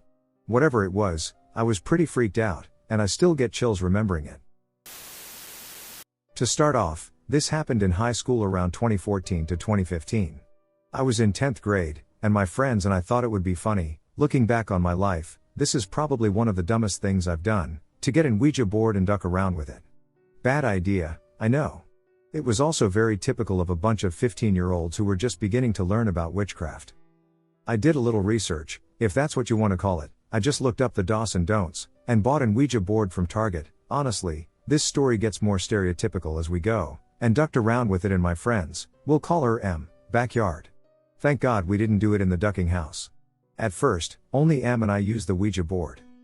For the most part, we were just ducking around trying to spook each other, but I was genuinely curious after a while, and we started to try and use it. We talked to a few spirits, nothing bad happened, we thought it was pretty cool. About a week later, M told me she had her own Ouija board. From someone's yard sale. Me being the only one out of our friend group who bothered to actually look up Ouija board experiences online, my reaction was kind of like, "Are you kidding me right now?"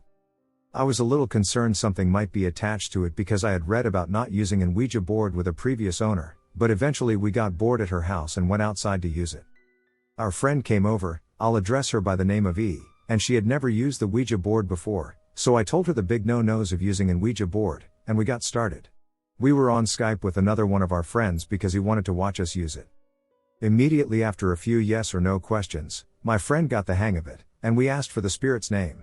It spelled out Mama, and he noped the duck out of there because she had read some dumb legend online about the demon that goes by that name. She took her hands off, and I could have strangled her right then because I knew she had broken a rule. I knew that you really didn't know who you were communicating with on the Ouija board, but I wasn't too scared yet. We had broken a rule, and I thought it was sketchy to keep going. I was about to say goodbye to M, and immediately the planchette moved in an infinity sign around the board. My stomach dropped, and I felt some sort of presence, which was the first time I had ever felt anything like that. We had to force the planchette to say goodbye because whatever the duck that was didn't want to say goodbye, and I threw the planchette out into the yard. We had forgotten all about the Skype call, and my phone was off. But it was fully charged, and when I turned it back on, our friend told me it had disconnected and made a bunch of weird noises. That spooked me enough. I told M and E we were going to get rid of that ducking thing. M got very irrationally angry, and looking back on it, I didn't think much of it because she has a few mental illnesses, and I figured that was probably it, but I now think it was something else. M and I fought over the board, I wanted it gone and she wanted to keep using it, SMH, and E snatched it from M and said, "I'm getting rid of it. Look what it's doing to you guys," and we calmed down a bit. She tore it up, it was a cardboard one, and walked to the river behind M's place and threw it in. All three of us vowed not to touch one another ever again. Fast forward to a few months later, after Christmas break. I went to M's house to sleep over for the weekend, and she brought out this big-ass wooden Ouija board. Her brother had gotten her another one dated back to the 1950s because he thought it was really cool and he knew she was into that stuff. You know the legend that says if you don't get rid of a board properly, it comes back? Yeah, well, that mother ducker came back, except this time it was 10 times worse. I refused to even touch that board. I knew it was a bad idea, and I did not want to feel the feeling I got from the last time we used it. I just got the feeling that I shouldn't. My instincts proved me right in the end. Reluctantly, I went outside with her, and this was the first time she had used it because she wanted me to use it with her. I still refused. I told her I would watch, but she couldn't pay me money to touch that thing. My instincts were just screaming at me that this was going to go wrong. Of course, it did. The ducking board spelled out Mama. I tried to tell Em to stop using it, but it was like she didn't even hear me. It scared me even more that time because my hands weren't on it. It was all hers. And she was so focused on it, almost like she was in a trance. After a few yes/no questions and me becoming more on edge by the second, her hand on the planchette started moving around faster than I could keep up with, and Em just looked up and said, "She wants me to leave her an offering." I ripped her hands off the board. I told her that was a terrible idea, and she snapped out of whatever had her glued to that board and said, "Yeah, you're probably right." We went back upstairs and put the Ouija board in her closet. Em went downstairs to grab a snack when I was using the bathroom, and when I came out of the bathroom, she was sitting on her bed with the Ouija board, and her hands were moving like they were before. I got that feeling again. She just looked up at me like everything was normal. I took the board from her again and tried to talk some ducking sense into her. I shut it in the closet and left the light in the closet on. I turned on all the lights in her room because, at that point, I was absolutely terrified.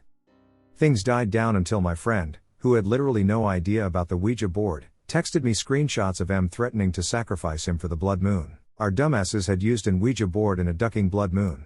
I asked M about it, and she picked up her phone and looked through the text she'd sent. She looked up at me with genuine fear in her eyes. I still wanted to think with a small part of myself that this was all her ducking with me or something rational sounding, but the look on her face confirmed it. Something was wrong. Then we heard a thud in the closet.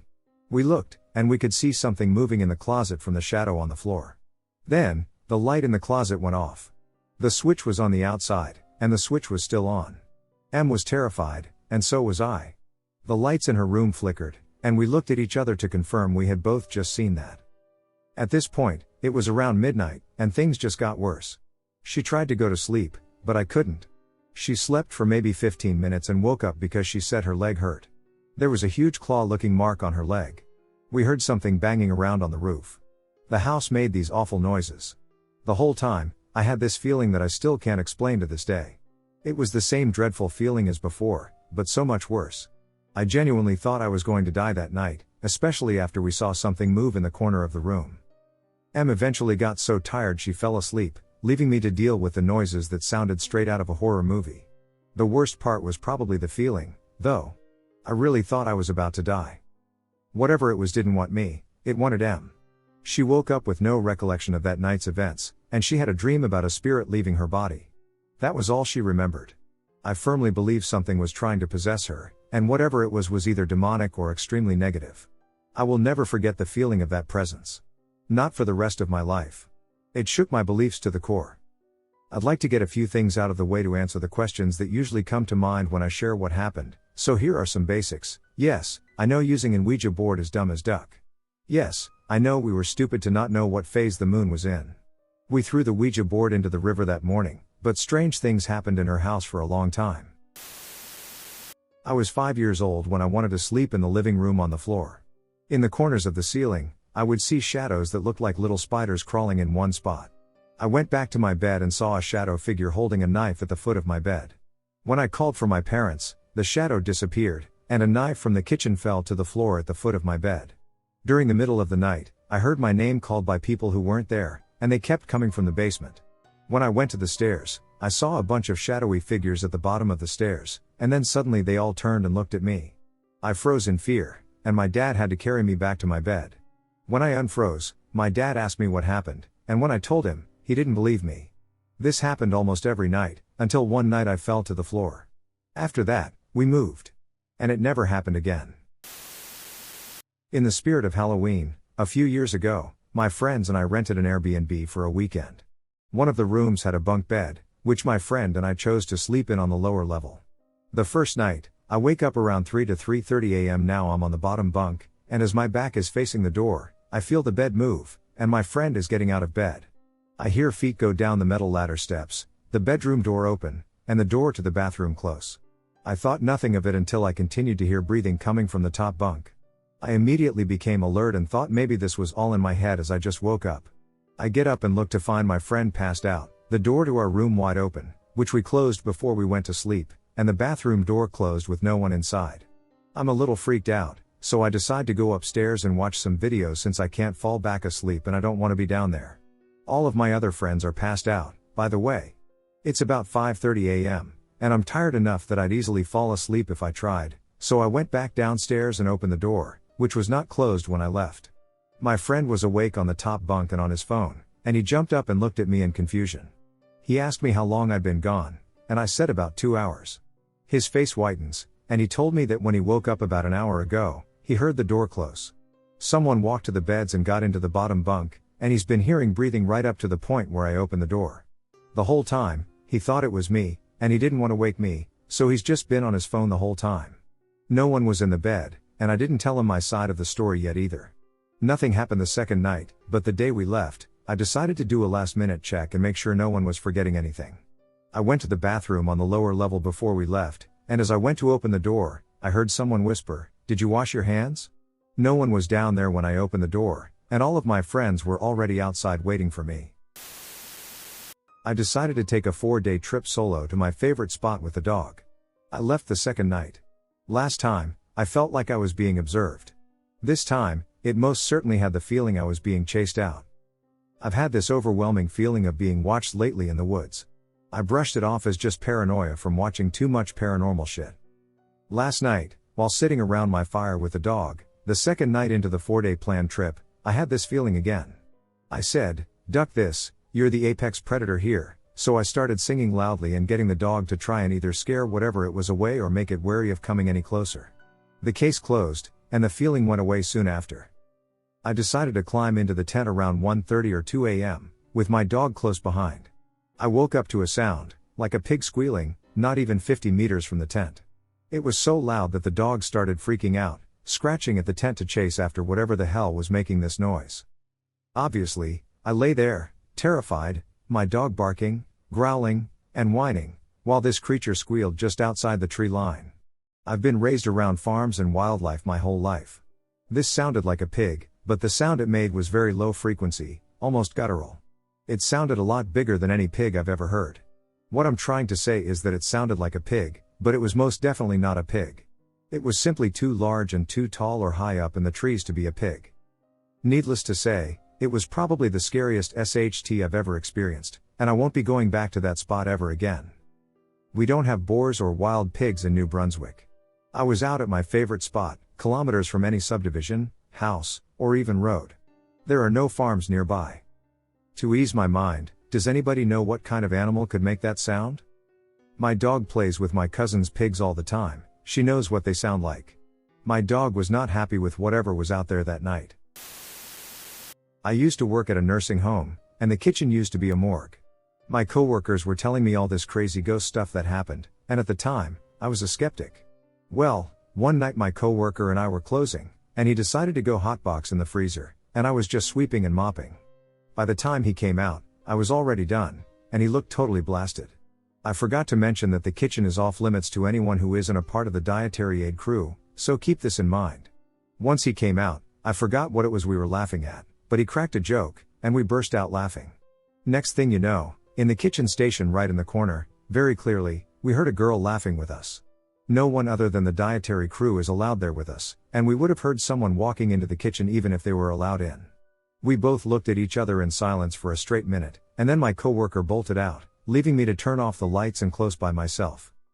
Another instance was when we had a power outage situation going on and all of a sudden the doors closed automatically. At first, I thought it was my coworker screwing with me until he knocked from outside the door, letting me know he was going to go look for the maintenance guy to see what was up. My female coworker also went up because she didn't want to be downstairs. I decided to just keep doing my thing, turning on my phone light, and continuing to sweep and mop. At the time I started hearing the sound, I was far away from my dishwashing station. At first, I thought it was the sound of water dripping, so I paid it no mind. As I started covering more ground near my dishwashing area, the sound became more clear, and what I thought was water dripping was actually the sound of someone knocking on the pots. I processed it for a bit to see if I was mishearing it, but as soon as I realized what it was, I bolted out of the kitchen and went upstairs. My coworker asked me what was up, and I played it off, saying it got hot in the kitchen and having no proper lighting was making my job a lot harder. The last clear instance was when I was just dishwashing. It was a quiet day. This was during the afternoon, and I was just doing my thing while my coworker was relaxing because she had finished everything she had to do. Right next to me is the pantry door, and we use that to store our backpacks, mop, and everything. Out of nowhere during that afternoon shift, I heard aggressive banging on the pantry door. I yelled out to my coworker to ask if it was her, and she said in Spanish, "No way, Maria," and I have just been sitting here chatting. That was the last instance I had during my time, but I went from a skeptic to a firm believer after all of that shit. My coworkers have faced worse, and it got to a point where they called in a priest to bless the kitchen. Well, guess what? The priest never made it inside the kitchen because he got scared. The aura he was getting from the place was so bad that he just decided not to do it out of fear. The housekeeping area has a lot of rosaries hanging, and from what I heard, the activity there is worse. Yeah, that SHT was crazy. Let me preface this by saying I used to be pretty cynical when it came to the paranormal. That was until I had my first experience, and many more followed. When I was 8 or 9, I was staying at my grandparents' house. They're long gone now, but anyway. They had a dog named Buster. Rat Terrier. I was close to that dog, and I loved him. He passed away at an old age. Shortly after his death, I heard what sounded like a dog walking on a hardwood floor. I looked around and saw nothing. Weird. Then I heard a jingling. I thought it was my grandma's van keys. But they were sitting on the kitchen counter. Then the sounds got closer, and I felt something soft brush up against my leg. I then put my hand down and moved it around. It felt like I was petting a dog. When I told my grandmother, I half expected her to think I was crazy.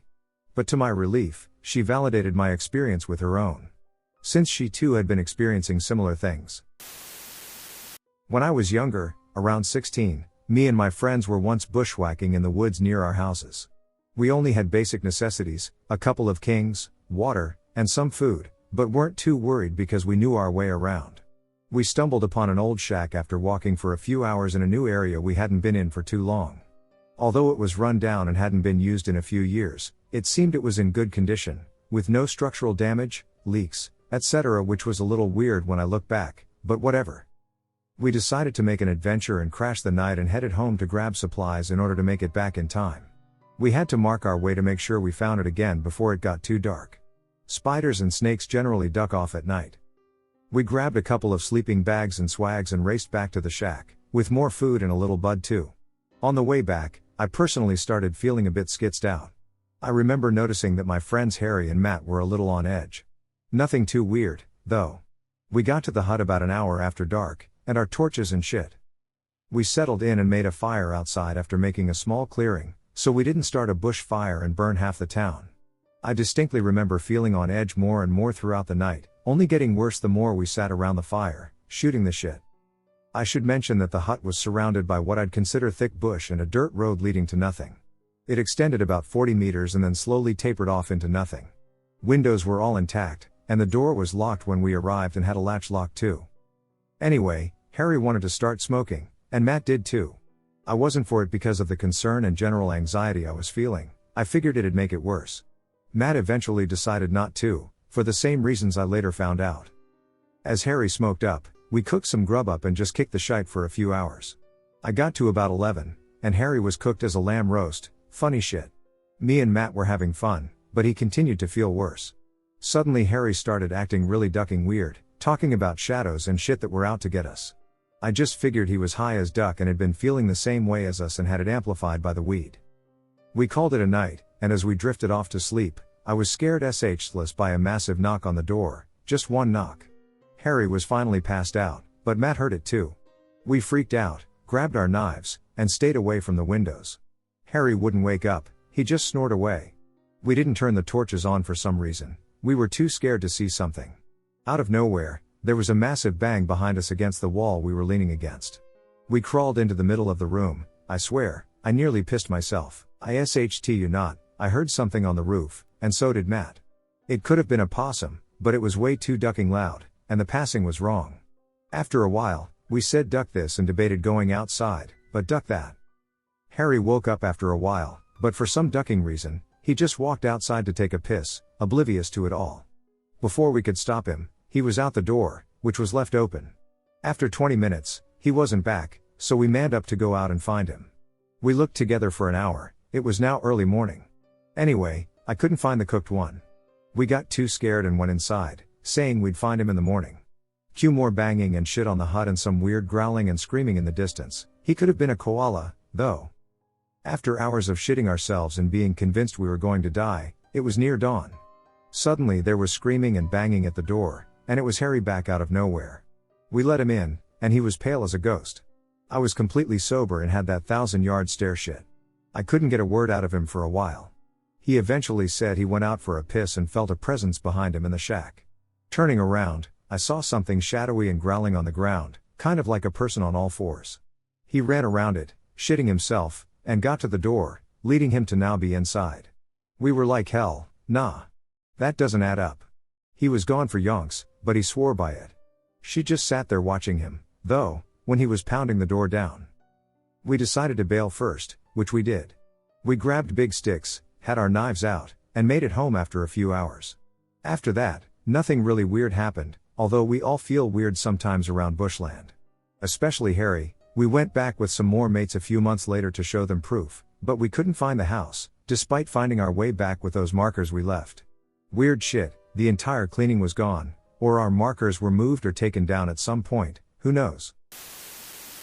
I am in Moorhead, Kentucky, and have been experiencing unexplainable things while I've been hiking around Eagle Lake or near Cave Run. I'm not a superstitious person, and I am very rational when it comes to the animals in our region. It will sound as if something is approaching, coming much closer than any animal should, and when noticed, I react, stomp my feet, etc., it stops. An unrelenting dread and overwhelming anxiety fall over me, I cannot shake it, and I know I have to leave at that point. Each time, as I've started to leave, whatever it is has charged quickly, coming much closer and essentially chasing me from where I've been. I refused to return to Eagle Lake after experiencing it for the first time and chose to go to a pretty popular area near Cave Run. The same exact thing has happened more than once. I have not been able to shake the feeling. I have definitely been the only one in the area on both occasions, and there have been no animals near, definitely not ones large enough to make the sounds I've heard. My girlfriend has been with me on each occasion and has heard and felt the same as me. If anyone has seen, felt, or heard anything, please let me know. The story you're about to listen to is real. I've finally decided to go public with my experiences after nearly 3 decades, with just a few close family members and friends knowing. This was only my first occurrence with shadow people growing up. I had many more, mostly in my preteens and teens. Most of my paranormal experiences occurred within a range of 15 or so years, give or take. My earliest experience began when I was 3 years old or so, and my last profound experience tapered off around 19 years old. The story begins with my first paranormal experience with shadow people. My parents met in the late 80s, and they were both serving members of the military. Shortly after they met, both my parents were assigned to an Air Force base in Ontario. I was born there, and my brother followed shortly afterwards. Roughly a year after my brother was born, we were transferred to the province of Quebec. We were located in a highly francophone region in Quebec, where my father had been posted to an army base. My parents decided to buy a house in a neighboring town. It wasn't a luxury home, but I enjoyed my time there as a kid. We had a large backyard, which I spent a lot of time in. The history of the house is unknown to my family. From the looks of it, the house didn't appear haunted. It wasn't bent out of shape, it was just a 1970-80s cookie-cutter house in an ordinary middle-class neighborhood. I suppose this might be one of many visions of what a basic family home would look like in North America. In this house, at 3 years old, everything started. We were what I thought was an average family, but happy and in good health. Nobody had any serious issues, the family dynamic was awesome, and my dad was incredibly creative and fun. For the most part, we were good children. We did well in our early school years, and we weren't too spoiled, especially because we couldn't afford to be. But my mother did everything she could to pamper me and my brother. She wanted a good life for us. She would save her money to ensure we always had new clothes and shoes for school. She also always taught us good manners, to treat all people with respect, and to not judge others. Despite their eventual separation, they remained amazing parents. They always did their best to offer us a good life. When we moved to this town, my mother sacrificed her service to follow my father's. I believe it was a fluke that they were previously posted to the same base, because in the 1980s, career managers were not as accommodating to service couples as they are now in Canada. She decided to use this opportunity to raise her children and look after the home until we were old enough to look after ourselves. Once you entered the front door of the house, there was a small square area for removing your boots and hanging your keys. There were 2 sets of stairs directly in front of you. One to the ground floor and one to the basement. Below, and directly to the left, there was a bathroom, and inside the bathroom on the left side, there was a small storage space. The space was large enough to kneel down and walk into, so my dad used the space to develop the film since it was a dark and secluded room. While the restroom was on the left, my room was on the right, which was beside my parents' room. I had a small window in my bedroom on the left side that had a partial view of our large, fenced-in backyard. I couldn't see anything though, since the window was located high enough on the wall, and I was almost at the basement level, plus, I was just a little guy. I vividly recall many details. My parents purchased my first bed for me when we moved into that house. It was lifted up onto a metal frame and painted bright red, like a maraschino cherry. There was also a railing that my parents later took off when I became older. It was between the ages of 3 and 4 years old, But well before kindergarten, I experienced something so impactful that it would forever be burned into my head until this day. Most nights, we probably went to bed between 7 p.m. and 8 p.m. We were familiar with the routine, and we followed it. We had a very military style of discipline in our home. Not only were my parents in the military, but so were the previous generations in my family, and that culture carried on. We weren't perfect kids, but I like to think we were well-behaved kids. One night, which looks identical to all other nights as a child, except for Christmas, I awoke in my cherry red bed. I knew it was late because it was dark outside from my window, but not so late that my parents were asleep because I could hear them talking upstairs with the TV on. I struggled to fall asleep, so I lay down on my bed, looking around the room like any curious child. I was getting uncomfortable, so I turned over to my left side, which would have been facing the door to my bedroom. It was dark enough in the room, but I was in my room long enough for my eyes to be well adapted to the darkness at this stage.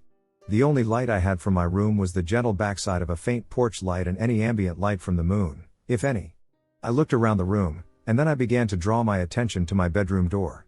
It had passively piqued my interest because I noticed that the area located directly in front of my closed bedroom door was unusually dark. I remember being able to look at the surrounding walls, but not that specific area for some reason. I kept watching the black mass, and I looked away a few times, still looking around the room. I looked back at the door, and in the confusion, I saw an opaque black figure in the outline of a person standing right there. It was probably about 8 feet away or so, give or take.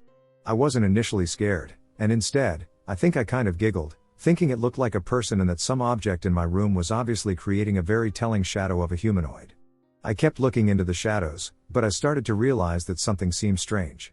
The shadow itself was not on the wall, it was off the wall, in the room, standing like a person and opaque black in color. No light seemed to come through, it was not transparent or translucent, it was a deep black hole. I was still confused, and I didn't put too much thought into it, so I kept gazing. In one moment, I was relaxed and intrigued as to what was causing this image in front of me, but in the next, I was struck with paralyzing fear as I started to see the figure move towards me. It wasn't walking like a human, or something I even recognized on the planet at that moment in my life. There were almost no features. There was no face, but I could clearly discern the shape of the body, arms, legs, and so on. He resembled a man. When the shadow approached me, it didn't do so by walking. There were no fluid, human-like limbs moving around in a human-like or even earth-like fashion. This shadow would vanish, then reappear a step or two closer in a moment, as fast as a shutter can trigger on a camera. I didn't stop looking. I could not shout, I trembled, I cried, and I had my blankets set against my eyes, but I kept watching, as if it were a film. It continued to move toward me. Disappearing, reappearing, disappearing, reappearing. Until he stood right over me by my nightstand. I was petrified by that moment. With speed, I threw the blankets over my head, and I buried my face as deeply into the pillows and blankets as I could without suffocating. It never left. My eyes were closed, but it made no difference. 3 of these shadows were penetrating their way into my mind even though my eyes were sealed shut. These shadows were morphing vividly into horrifying faces, shapes, and grotesque images, all with the purpose of causing overwhelming fear. I could see them in my head, they were clear as day. It was almost like they were telling me, you can't hide from us.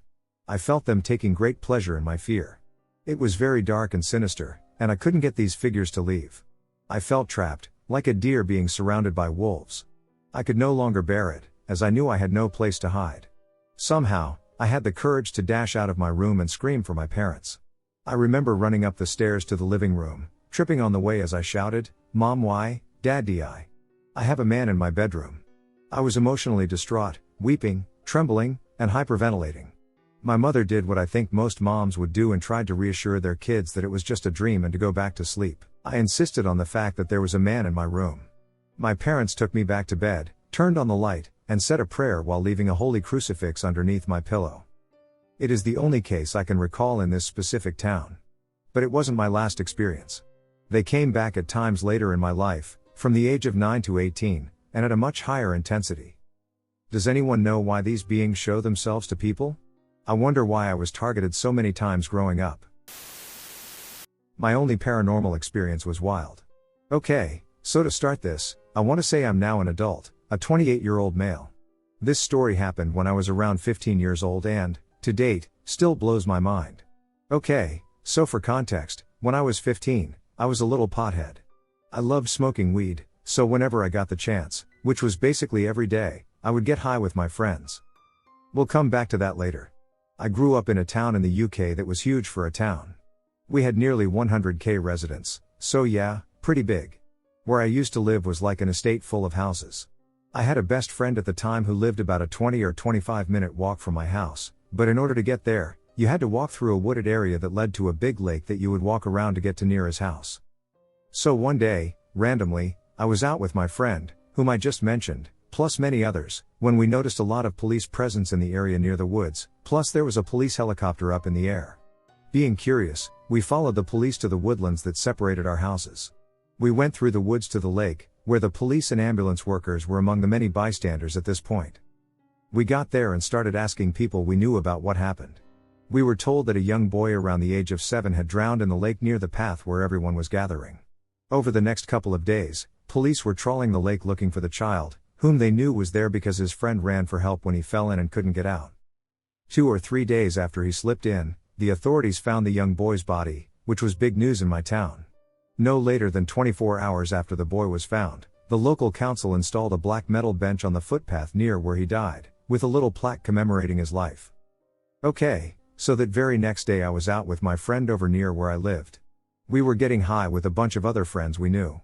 By the time we were done getting high, we decided to go back to his house to sleep because my mom would have gone crazy over the fact that we were high. We started to walk back to his house at around 11 p.m. It was really dark out. We passed by my house and eventually got to the woods. We walked through the woods and got to the start of the lake. We started walking down the side of the lake, down the path, towards where the kid drowned and where the bench was. We were just talking nonsense as high teens did when I noticed that when the bench came into sight, there was a man sitting on the bench. Now I was a bit freaked out by this, but I haven't said anything yet. It was 11 p.m. near the woods in the dark. It was creepy, but when I got a little closer, I noticed I could see what the man was wearing, and he was dressed as a priest. You know, black jackets with white collars. Upon seeing this priest, I sighed with some relief because I just suspected he was praying or something of the sort for the kid that drowned in that spot about 4 days earlier. So after noticing this priest, I just watched him sit there as I got closer and closer. I didn't say anything to my friend, who was right next to me, but we stopped talking once we noticed the man. As we got closer, it was more obvious that he was a priest, and then once we got within about 5 meters, he was gone. I felt like I blinked, and he just disappeared. When we were walking past the actual bench where I saw him sitting, there was nobody there, but if he had gotten up and walked away, I'd have seen him. It was a one-track walk. After I got to the bench, I turned to my friend, who was just as confused and spooked as I was. I asked him if he'd just seen that man sitting on the bench. I didn't want to say what type of man he was because the way he was dressed was very obvious as to what type of man he was. But as I asked him, "Did you just see that man sitting on the bench?" He said, "Yeah, the guy dressed like a priest." When I told you, my heart sank. I can't explain that feeling or that situation to this day. What gets me is that I purposely asked my friend if he had seen the man, and he corrected me by saying the man was a priest. If it were a person, they'd have had to get up and walk away from us in a straight line down the path that we'd seen, or they'd have had to walk past us, but no, when we got close, they were gone. To this day, it's my only paranormal experience, but it blows my mind every time I think about it. So let me preface with some information about me. I am obsessed with occult things, and I watch ghost hunter shows daily. Literally. I love exploring the metaphysical unknowns and contemplating dimensions, the paranormal, etc. Despite this, I have never had a paranormal experience. I grew up in a highly religious household, Christian, and any conversation about spirits was shot down expeditiously. Ironic, right? Anyway, last night I was packing my PlayStation to return to my apartment in another city. I was at my friend's house, and they were in the back of the house in their bedroom, sleeping. We had stayed up the night before, almost all night, playing games. This was around 7:30 p.m. It had been dark outside for about an hour at that point. There is only one TV in the house, and I turned it off about 10 to 15 minutes prior to packing my bag. My iPhone was beside me, locked, and on silent. Suddenly, I hear a soft hum in a female voice. The hum was to the tune of "na na na boo boo," like they were teasing me. It was so clear that I believed it to be my friend. I went back to the bedroom and woke them to ask them if they had hummed. They said no, as they had been asleep the entire time. Their phone was also on silent. I was very shaken up because the hum was so clear that it sounded like it was in the same room as me. Better yet, I heard it right next to me. The house I was in is a small house, and the only neighbor is a 90-year-old lady who was definitely in her house at that time. Also, my friend has a Ring camera, and nothing was captured on it at that time. I know from my friend that the family that had lived there before her had a daughter who died from cancer. She did not die in the house, but she lived there for many years. I had to tell this story to someone because I just had to get it off my chest. Who was humming? Why was it so clear and audible? Was it the girl who had passed? Or something entirely else? I am left shaken but in awe of this experience. Like I said, I have never encountered the paranormal before. Final thoughts: I feel as though I am very intuitive. I wouldn't say psychic, but my intuition is very strong, as are my mother's and grandmother's. I did not feel threatened by this hum, I was just shocked.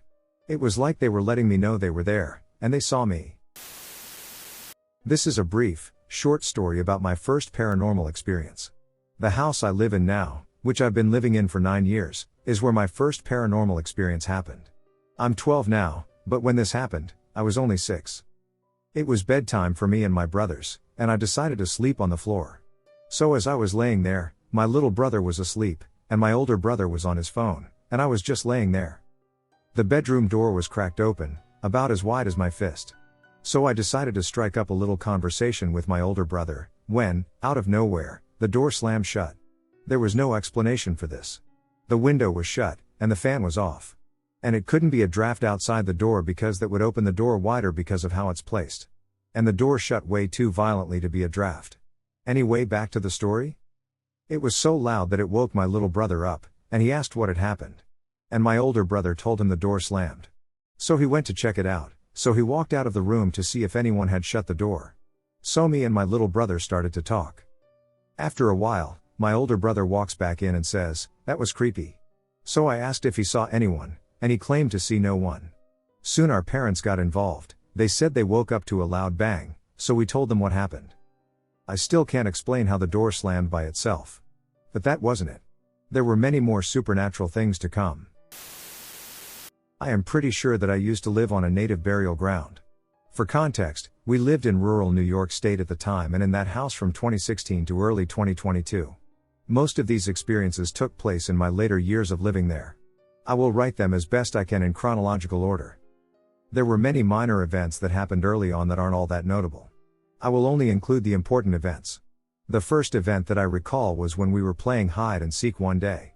Me and my friend hid in a small cutout area for the exterior cellar door, and we were the only ones down there. My brother's friend came down and said he thought he saw someone and ran after them.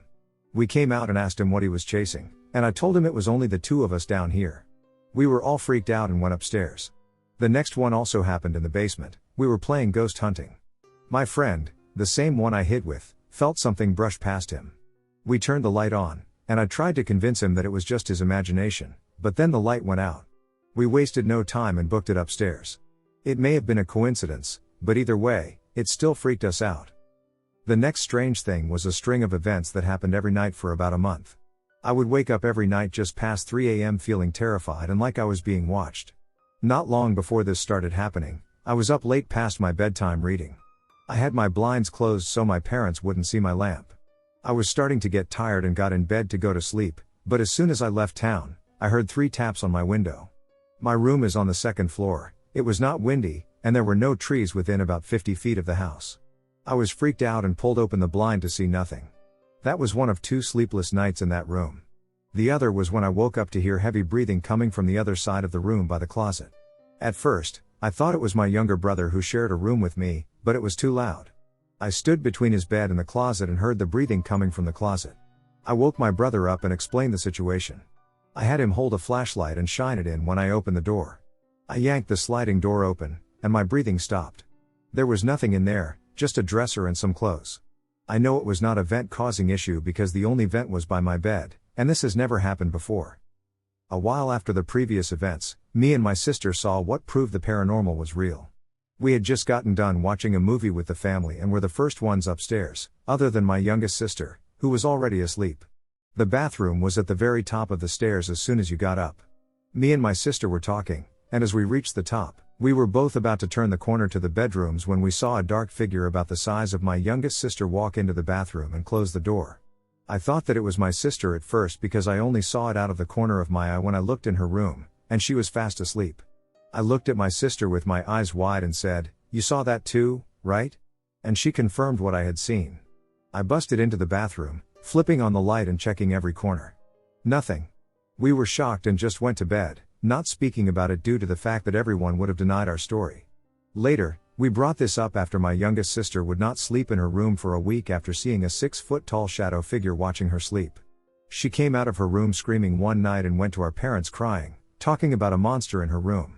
In the morning, she described it as an all-black, man-shaped figure in the corner of her room. I stood where she said it was and said it was much taller than I was. I was about 5 feet 2 inches at the time. Me and my sister then shared our story, and everyone was freaked out. This happened in the summer of 2020.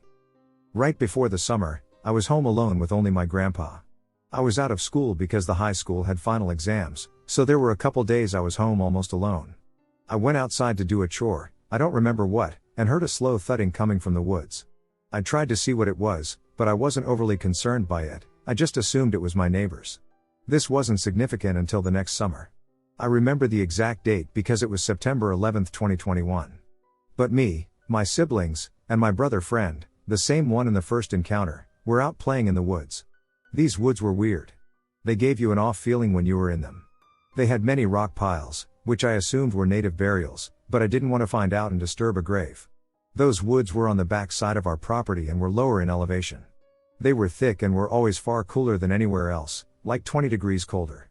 I love the woods and try to be in them as much as possible, but those woods were different. I never ventured too far into them on my own. So back to the story, we were just playing in the woods, and we were pretty far apart down the wood line, 100 years or so. We were not even 100 feet in. I was with my brother and had heard a very faint thudding like a drum beat, but put it off. As time went on, it got louder, to the point where my brother noticed them as well. He asked me if I heard it, and I said yes. He freaked out and said it was cannibals, but I calmed him down and convinced him it wasn't. We were both freaked out because it was coming from deep in the woods, where there aren't any houses for miles. The birds also went silent. We went down the wood line and got our sisters and his friend. We told them, and they said they had heard it too. We got out of the woods and just listened by the edge. My brother and his friend went to investigate but turned around about 50 feet in. They said they looked down the hill and saw a native girl crouched at the bottom. They bolted back and told us to run. We went into the house, all terrified by what just happened. Me, my brother, and his friend went back out and watched the woods with binoculars from just outside the house. We didn't see anything. All this time, the drums kept getting steadily louder, to the point where they sounded like they were in the yard. Eventually, we heard what sounded like thousands of crows going absolutely nuts.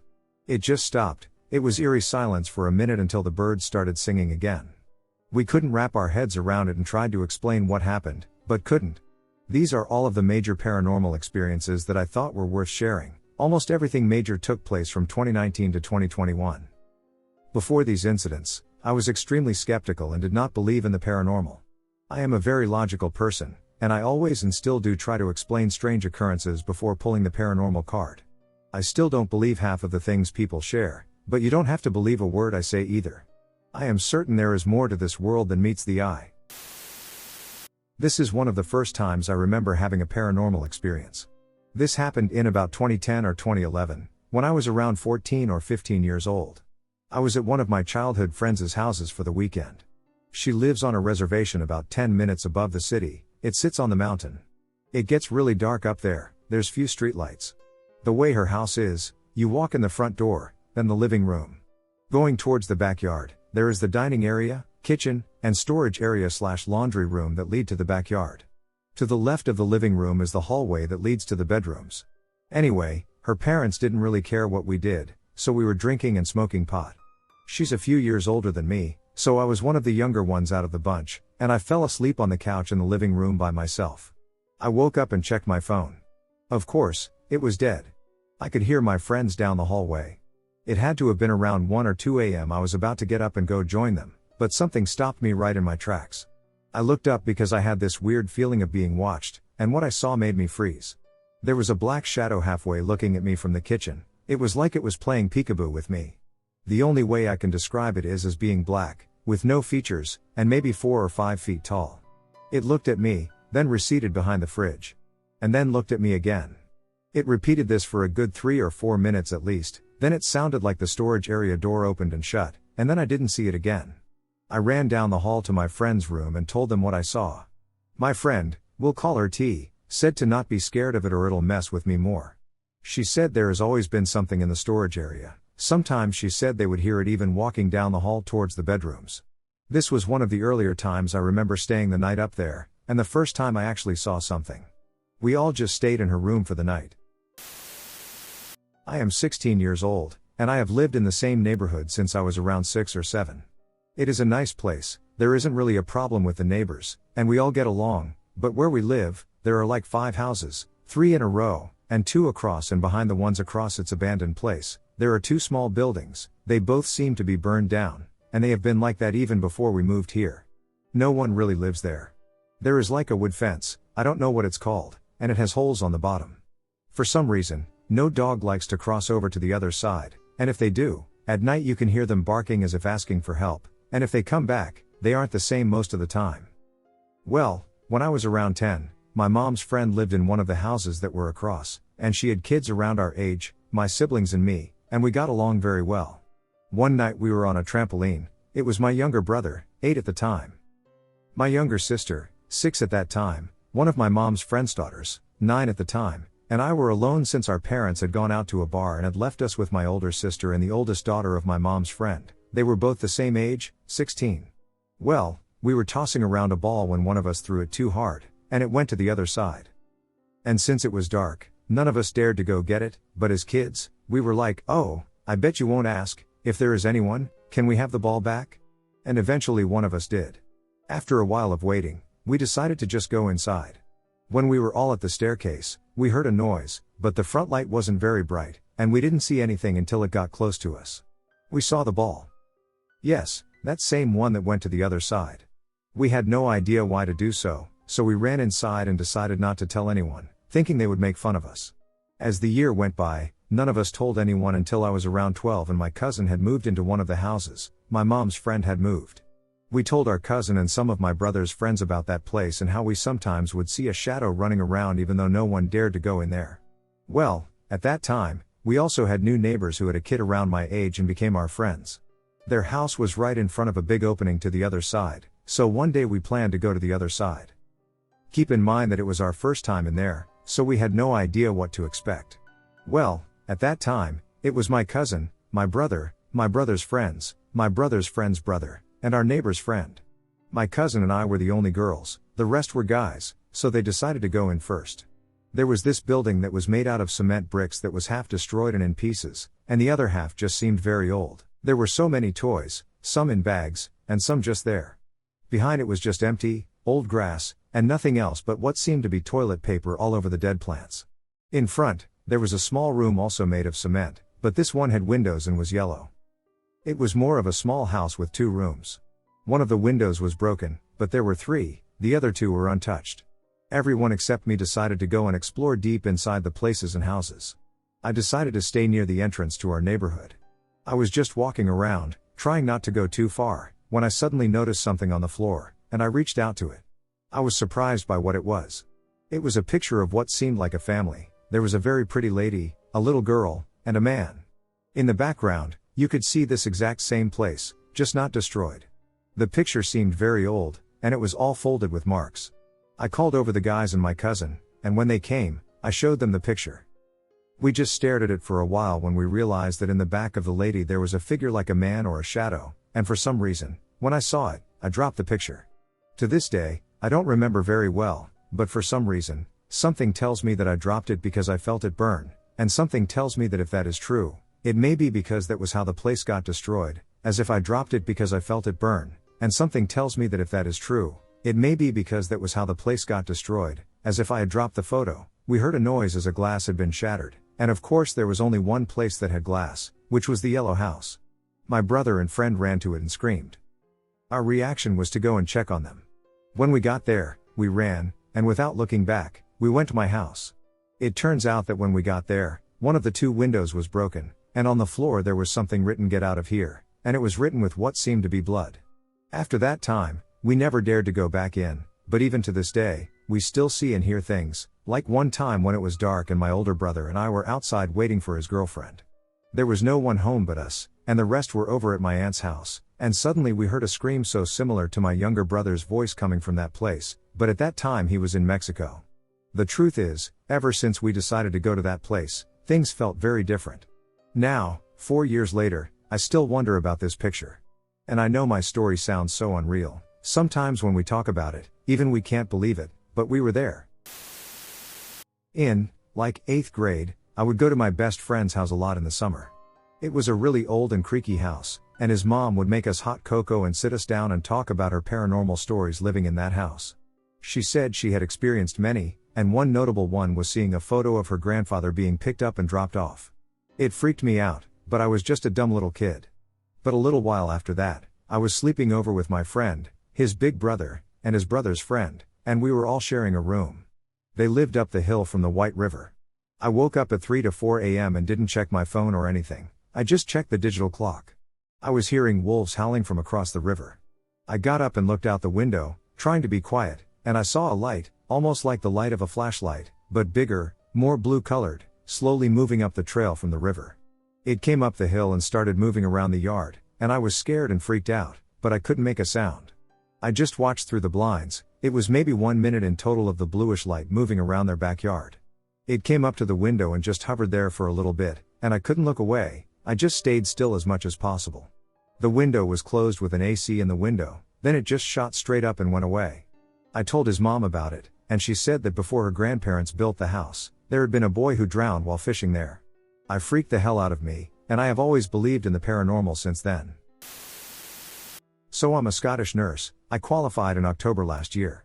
I've worked in care of all kinds before, mental health, acute illness, even palliative care, and I have never had an experience like this.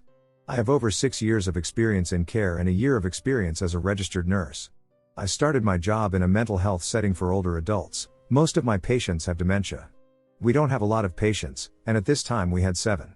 As a result of this, you really get to know your patients, you grow unusually close to them, as they're there for a long time, and you spend a lot of time with them, not the usual in and out that happens in most places. I happened to complete my final nursing placement in this clinical area and then took a job. There was a patient, let's call her Rosie. Rosie was a 70-year-old woman who did not have a diagnosis of dementia. In fact, she was the only patient who didn't. Rosie was diagnosed with bipolar disorder and emotionally unstable personality disorder. They also queried Wernicke's disease as she had a previous history of alcoholism. Rosie had ongoing issues with her family. She was a lonely woman, and her story really breaks my heart. She could be very demanding of the nursing staff's time and attention and could also be emotionally abusive towards us. Regardless of this, we cared for her day in and day out, as you do when you're a nurse. Rosie was hard work, I won't lie, but she had been in this ward a long time, and we all grew to really love her. We were often the only people she had to talk to, call it inappropriate if you like, but we grew more like family or friends than patients and nurses. Of course, her nursing care was our priority, and we took care of her to a high standard, but we all just kind of viewed her as our communal crazy aunt. She had a very distinct, high-pitched voice that I will probably never forget, and she would constantly shout for a nurse in her bed or from wherever she was, just nurse nurse nursey over and over, or sometimes she would call our individual names if she had a preference for who she wanted to see. Anyway, enough background. Rosie sadly and suddenly became very unwell last week. She had a bowel perforation, which led to sepsis and kidney failure, and she died the day after she was transferred to another hospital. I was brokenhearted that she never died with us around her. We did really love her. She is sorely, sorely missed. Rosie died on Tuesday, and I wasn't back to work until Wednesday. I really didn't think she would have died, and I never went to see her in the hospital when I was on days off. I regret this, but she's gone now, and there is nothing I can do about it. We all miss her, and we are all very sad that she has died. I went back to work on Wednesday, and there was a feeling I could not shake all day. I can't explain it, but I could just feel something. I chatted to Rosie all day, both in my head and out loud, while I pottered about her room or just as I was working. I told her I missed her, and I wished I could brush her one last time. Later on in the day, her daughter called the ward and asked if Rosie happened to have any rosary beads that they would be able to pick up to put in her coffin. I said that her stuff had been packed away, but I would go and look through it all and call back. I went to the storeroom, and I rummaged through the bags. I couldn't see anything, so I decided to take everything out of the bags one by one so that I wouldn't miss them if they were there. Nothing. So I spoke out loud, "Rosie, that is a shame. You had so many sets of rosary beads, and you can't give these girls a set to put in your coffin. Come on, show me where they are. I looked around and found nothing, so I went back to the phone and called her daughter. I told them I was really sorry, but I couldn't find any rosary beads. I did, however, find holy water and a picture of St. Jude. Once I came off the phone, I went back into the store cupboard, and what is right in front of my eyes sitting on top of the bag I had just put all the stuff away in but the set of rosary beads. My first thought was that Rosie listened to me. However, as time passed, I stated that I thought it was just a trick of my eyes and I just never noticed them. However, when I told this story to my colleague, who had packed all her stuff away the day before, she had a shocked and confused look on her face and told me that she couldn't believe the rosary beads were lying on top of the bag because she had put all of her holy things in a box in a cupboard, and I had no idea that the box was there and therefore never looked in it. When she showed me the box, she showed me the checklist. She had written out all the items she packed away and where they were so that we knew what we had and didn't have to give them back. However, I didn't know this at the time, and I started to believe, nah, I've just not seen them. As a result of this, I spoke out to her again, and I said, Rosie, if you are really there, and that was you, and death isn't just blackness, please send me a sign that I can't ignore or fob off as a trick of the light, etc. But please, whatever you do, don't scare me.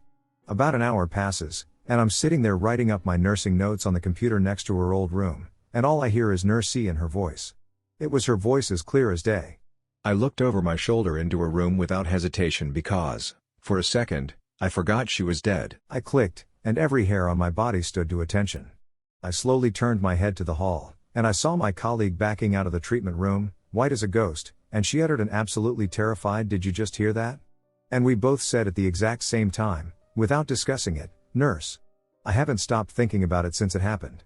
Does anyone have any experience with this? Does this mean that Rosie is stuck there?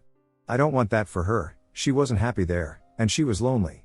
I don't feel her presence here so much now that a few days have passed, but I can't stop thinking about it. My eyes are totally open to a whole new world, and I need to know more.